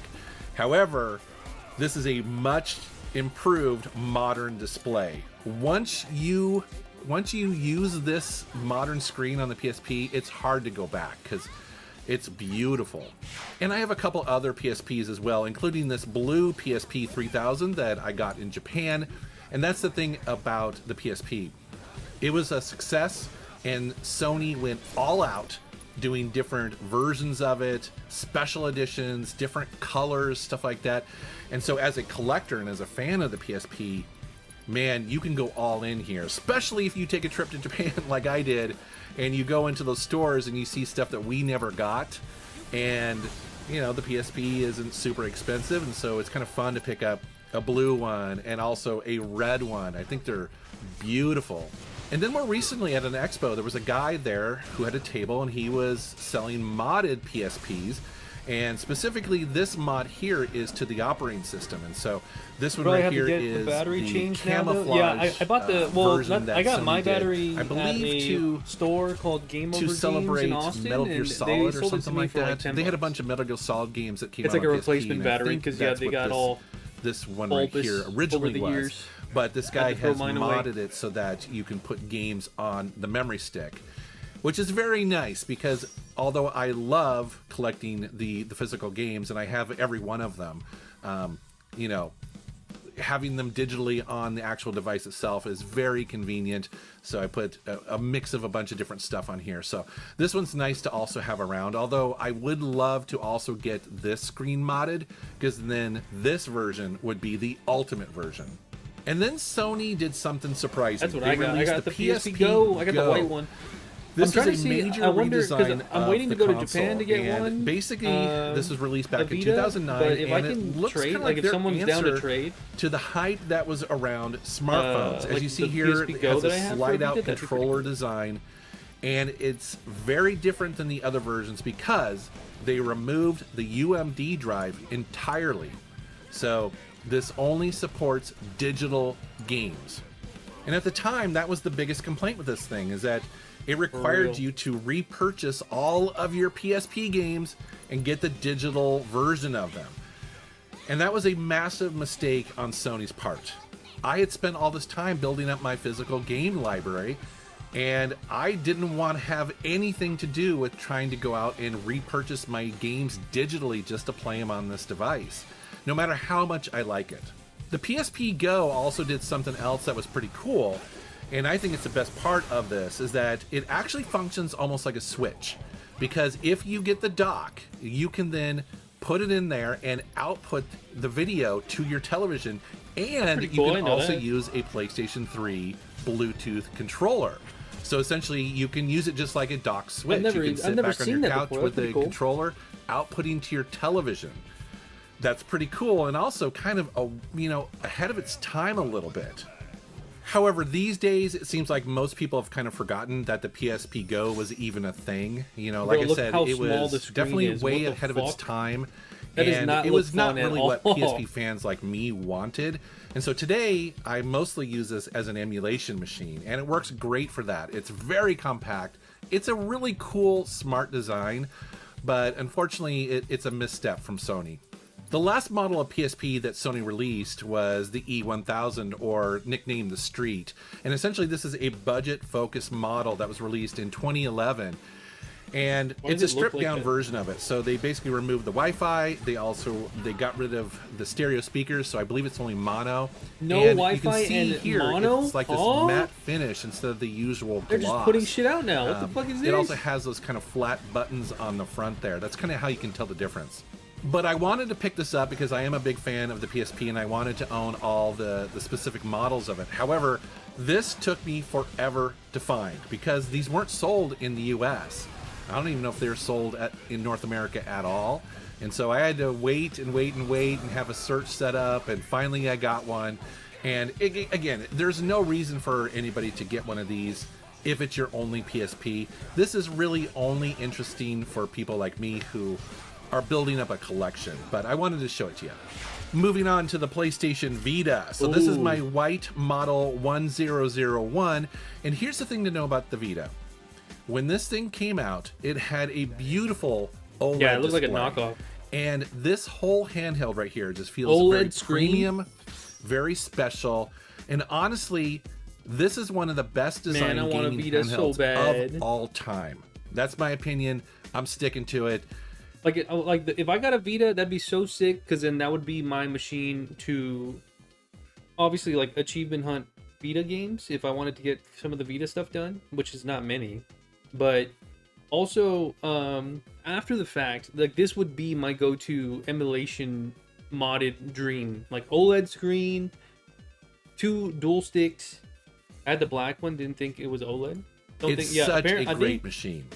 Sony seemed to take all of the criticisms of the original PSP only the and first fix iteration them of the and Vita update was them OLED. for the Vita.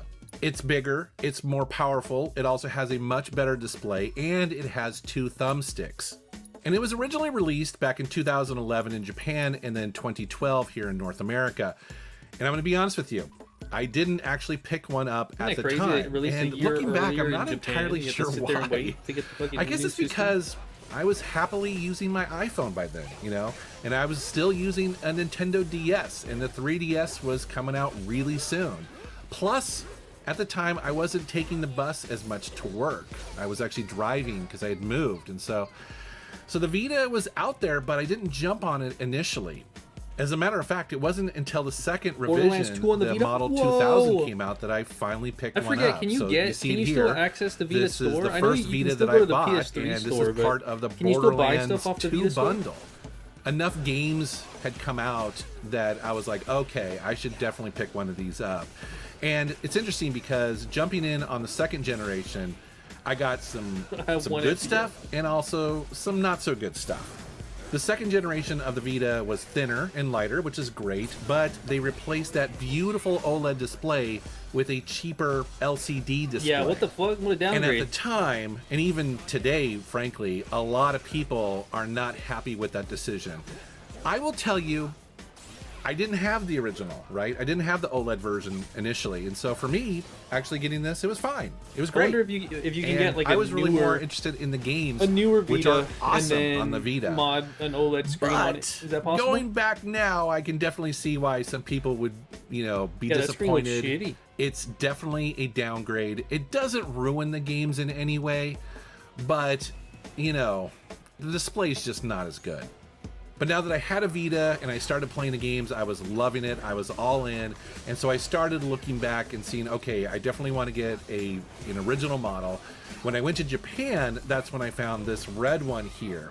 And that's the thing, kind of like the PSP, Sony released a bunch of versions of this that we never got. And so I made it a point when I went to Japan that I'm going to try to find some of these that we never got and add them to the collection. And this red one here is just gorgeous. Here are some more of the Japanese ones I picked up, including this two-tone one here. Okay, so as you see here, that's it's exactly white on the top, Solara, write it but down. then you flip it if over, you're watching the and it's a VOD, light Solara, blue this on is the the one I bottom. want to thought find that's in really cool. Japan. And White then this and one teal? here, That's my I shit saw right there, dude. in a store in Japan. I had to get it. It looks kind of orangish to me, depending on the lighting, but I believe it's called red. So I don't know. It depends, like I said, on the lighting, but I think it's absolutely gorgeous. Not bad, but... And then I have this blue one here. This is a color that we did Vita get up in North his ass. America. I He's remember got 'em going all. into a GameStop every week and seeing it sitting there. No one was buying it. And eventually I did pick it up. But yeah, it's the blue one here, which again is a nice blue color. So there are many more colors depending is on the 100% region. what I need. And so that's a fun thing about collecting the PSP and also the Vita. A bunch of different color varieties out there. Now we get to the PlayStation Portal. This thing is a total surprise. So This is unlike the other handhelds on this no list one wants because that shit. what this does, it's designed to stream your PlayStation 5 games over Wi-Fi, meaning none of the games run on this device natively. It just simply streams stuff. And I remember when this thing got announced, a lot of people, myself included, were like, why do I want that, right? I mean, that doesn't sound like it's appealing at all. However, time has proven, and I can attest to this, that this thing works way better than I ever expected all streams. it to. It's like cloud As you can see by this footage, so the like display is huge, and it's a 1080p display, and it runs at 60 frames per second. But the most important thing about this is that it has a fully functional DualSense PS5 controller built into it, meaning that you get all the haptic feedback. You have the adaptive controllers of a normal PlayStation 5 controller. It's brilliant. Plus, it's very lightweight, and it just feels fantastic to play, honestly. Now, you can stream your own PS5 games from your actual console, you know, in your home. You can also do it anywhere in the world. So when I got this and I traveled to Norway, I was streaming from my house. He has the world in Seattle, HDR. Why does it look so good? all the way to Norway. Now, it wasn't great because obviously there's a delay there.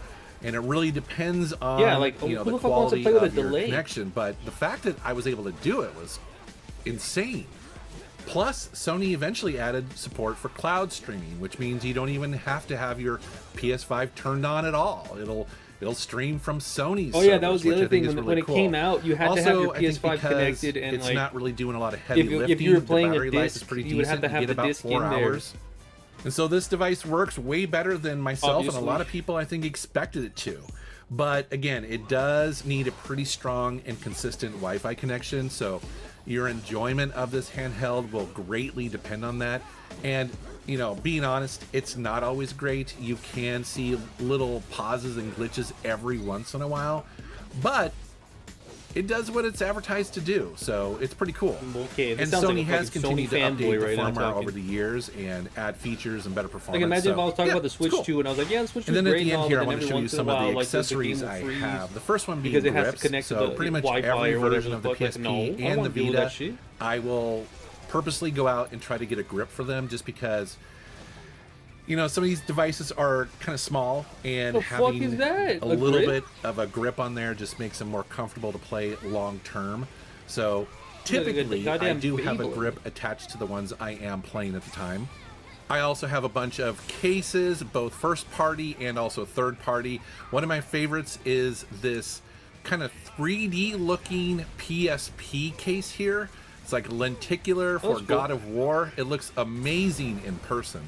And then for the PSP, I have a bunch of UMD cases because you wanted to carry around a bunch of games, and at the time I didn't have a modded one, and so I had a couple cases for video games and also for the UMD movies that I would throw in a backpack and carry those with me. And so there are a lot of solutions out there. Often they are very inexpensive. A lot of third-party stuff that would have grips and also cases for you, and they're super easy to find. Typically, they're not very expensive. Around 8 out of 10. And so that, guys, is a look at all of my PlayStation handhelds. And if All you right, so couldn't I tell, need the Vita I'm a massive 1000, fan. and I'm looking for the white. I love what the white Sony and did with blue all one. of these.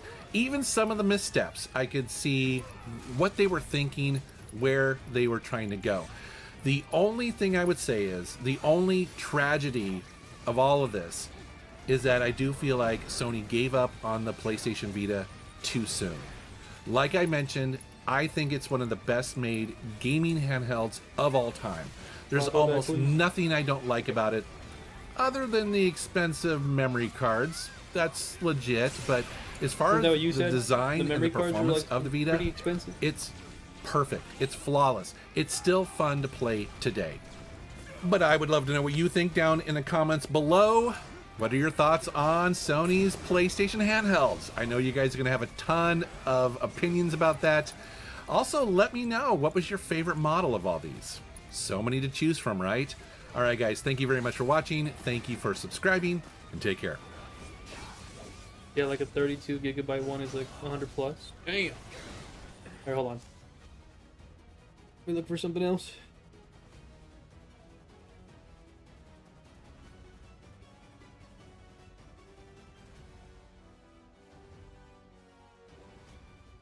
What a title. Reviewing all PSP launch games with my best friend.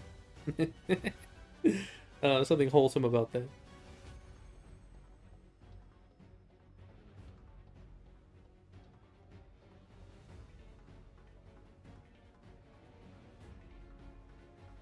Wee iceberg.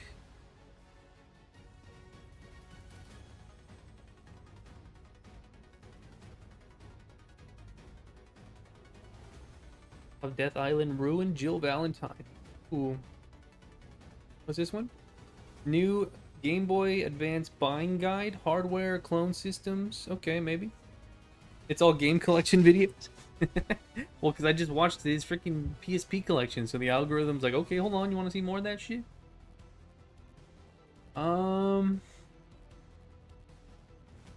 Batman solve the Kira case from Death Note? I'm gonna say yes. How often do you yap to Lexi about stuff like this? A lot. She's learned to love it. Yell if you need help.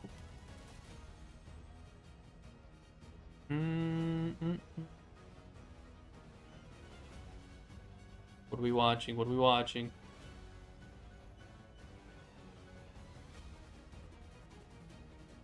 What are we watching? 1 month ago, everything major added since launch. Alright, you know what? I'll give it a shot. Let's listen to this, shall we? When Cyberpunk 2077 launched in December of 2020. Oh, fuck. Cloud, I hope you don't tune in. Do not show up, Cloud. It was one of the most anticipated and hyped up games of all time. Cyberpunk. And unfortunately, it was a huge mess. It was riddled with bugs and performance issues on consoles, with underdeveloped systems and an overarching feeling that what was promised was not delivered. Since then, CD Projekt Red has spent years rebuilding, expanding, and fundamentally reworking the experience. From massive system overhauls to entirely new gameplay features and a full story expansion, Cyberpunk 2077 today is a very different game than it was at launch. So, whether you've somehow never played Cyberpunk or bounced off during those early rough days, this video will catch you up on all the major changes, fixes, and additions made to Cyberpunk 2077 since launch. Enjoy it, and I haven't We gone have back a city to burn. Like most games in today's age, Cyberpunk 2077 immediately saw small patches and hotfixes. While none of these early hotfixes added anything substantial to the game, they attempted to fix the mess that it was in. Even the more notable patches, patch 1.1, 1.2, and 1.3, show CD Projekt Red tweaking and fixing things to make Cyberpunk a more playable experience. Oh, God. Nothing major was tweaked or added, but players were getting monthly updates to make Cyberpunk run a little bit better under the hood. I was born here, I live here, and downright refuse to die anywhere else. Patch 1.5 marked Cyberpunk 2077's true next-gen debut on PlayStation 5 and Xbox Series consoles, and it was the game's first major content update. It's funny to think about that now, but the game was actually launched exclusively for the previous generation, with PS5 and Xbox Series X owners simply playing the PS4 and Xbox One versions with an unlocked frame rate. Now, players would get to experience a smoother, updated version of Night City. Updated for free, PS5 and Xbox Series owners were treated to ray trace shadows, performance and ray tracing graphics modes, and native achievements and trophies. PS5 owners also got access to activity cards and DualSense controller features like haptic feedback and built-in speaker callouts. Alongside performance improvements and ray tracing upgrades on PC, the update added new quality of life features players had been asking for since launch. For the first time, players could change certain aspect of V's appearance using mirrors for free. New apartments were added across Night City for an in-game price, each with unique aesthetics and locations.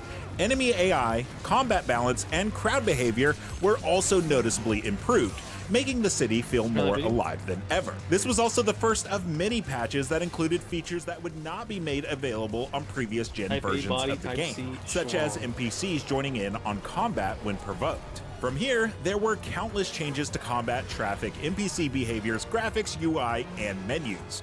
While each received small tweaks and additions, the shape of the Cyberpunk we know and love today started to form with this patch, which was a good thing, seeing as it was about 2 years old at this point. Patch 1.6 tied directly into the release of Cyberpunk Edgerunners on Netflix, which premiered on September 13th, 2022, adding anime-inspired content to the game. This update introduced 11 new weapons, new outfits, and 3 additional gigs inspired by the anime's story and characters. Speaking of outfits, a new wardrobe was added to V's apartment, allowing players to create 6 outfits using any clothing that they own. A brand new arcade minigame, Roach Race, was added to Night City via an in-game arcade machine, with an iOS and Android standalone version released as well. Cross-progression between platforms was also introduced, allowing players to cloud save their auto and manual saves to be loaded anywhere that they want to play. A performance mode was added to Xbox Series S consoles, allowing the game to run at 900p with dynamic scaling and a 60 FPS target frame rate. Patch 1.6 also marked the final major update for last-gen consoles, as CD Projekt Red shifted its focus fully to current-gen hardware moving forward. Cyberpunk would still be playable on PS4 and Xbox One, of course, but after September 2022, it no longer received any major tweaks, overhauls, or additions. Alright, it's time for the big one. Update 2.0 can more or less be seen as a full relaunch of Cyberpunk 2077. Okay. A peek behind the curtain at what CD Projekt Red was hoping the game would be at launch. The police system was completely rebuilt. Since this update, the NCPD now actively patrols the streets, chasing you on foot or vehicles. It sets up roadblocks and escalates to max hold on, tac so when this, I response. remember they had something about the police being updated, but wasn't this the update where the police would spawn like instantly behind you? They wouldn't show up over time. It's like as soon as you committed a crime, even when it wasn't within reach or within view of somebody, they would like automatically know that you were committing a crime and they would show up. I remember that being some bullshit.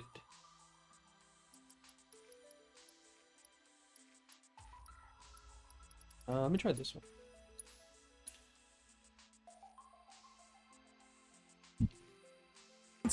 Depending on your wanted level. Vehicle combat was also expanded, letting you shoot while driving, use mounted weapons, and even fight on motorcycles. Combat and progression were redesigned from the ground up. Enemy AI and net running were improved and rebalanced.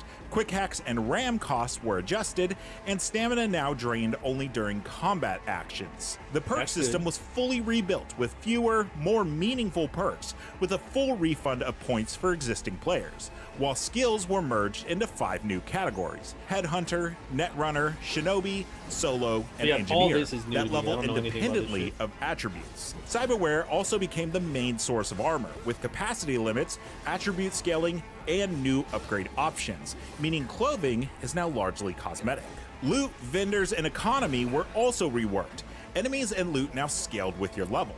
Crafting and upgrades were simplified into a tier system, and vendors no longer sold crafting components or quick hacks. UI and quality of life improvements were added across the board, including a redesigned journal, cleaner menus, and new radio stations. Update 2.0 also brought major technical improvements, starting with the new PC requirements. It now required an SSD to run, and CD Projekt Red warns that playing on a normal hard disk drive can cause streaming issues. For PC users, NVIDIA DLSS 3.5 was added, including DLSS ray reconstruction for better ray-traced visuals, while AMD users got a new SMT toggle to optimize performance across different systems. Crowd density was moved into the graphics settings and now ties into presets, but can still be customized.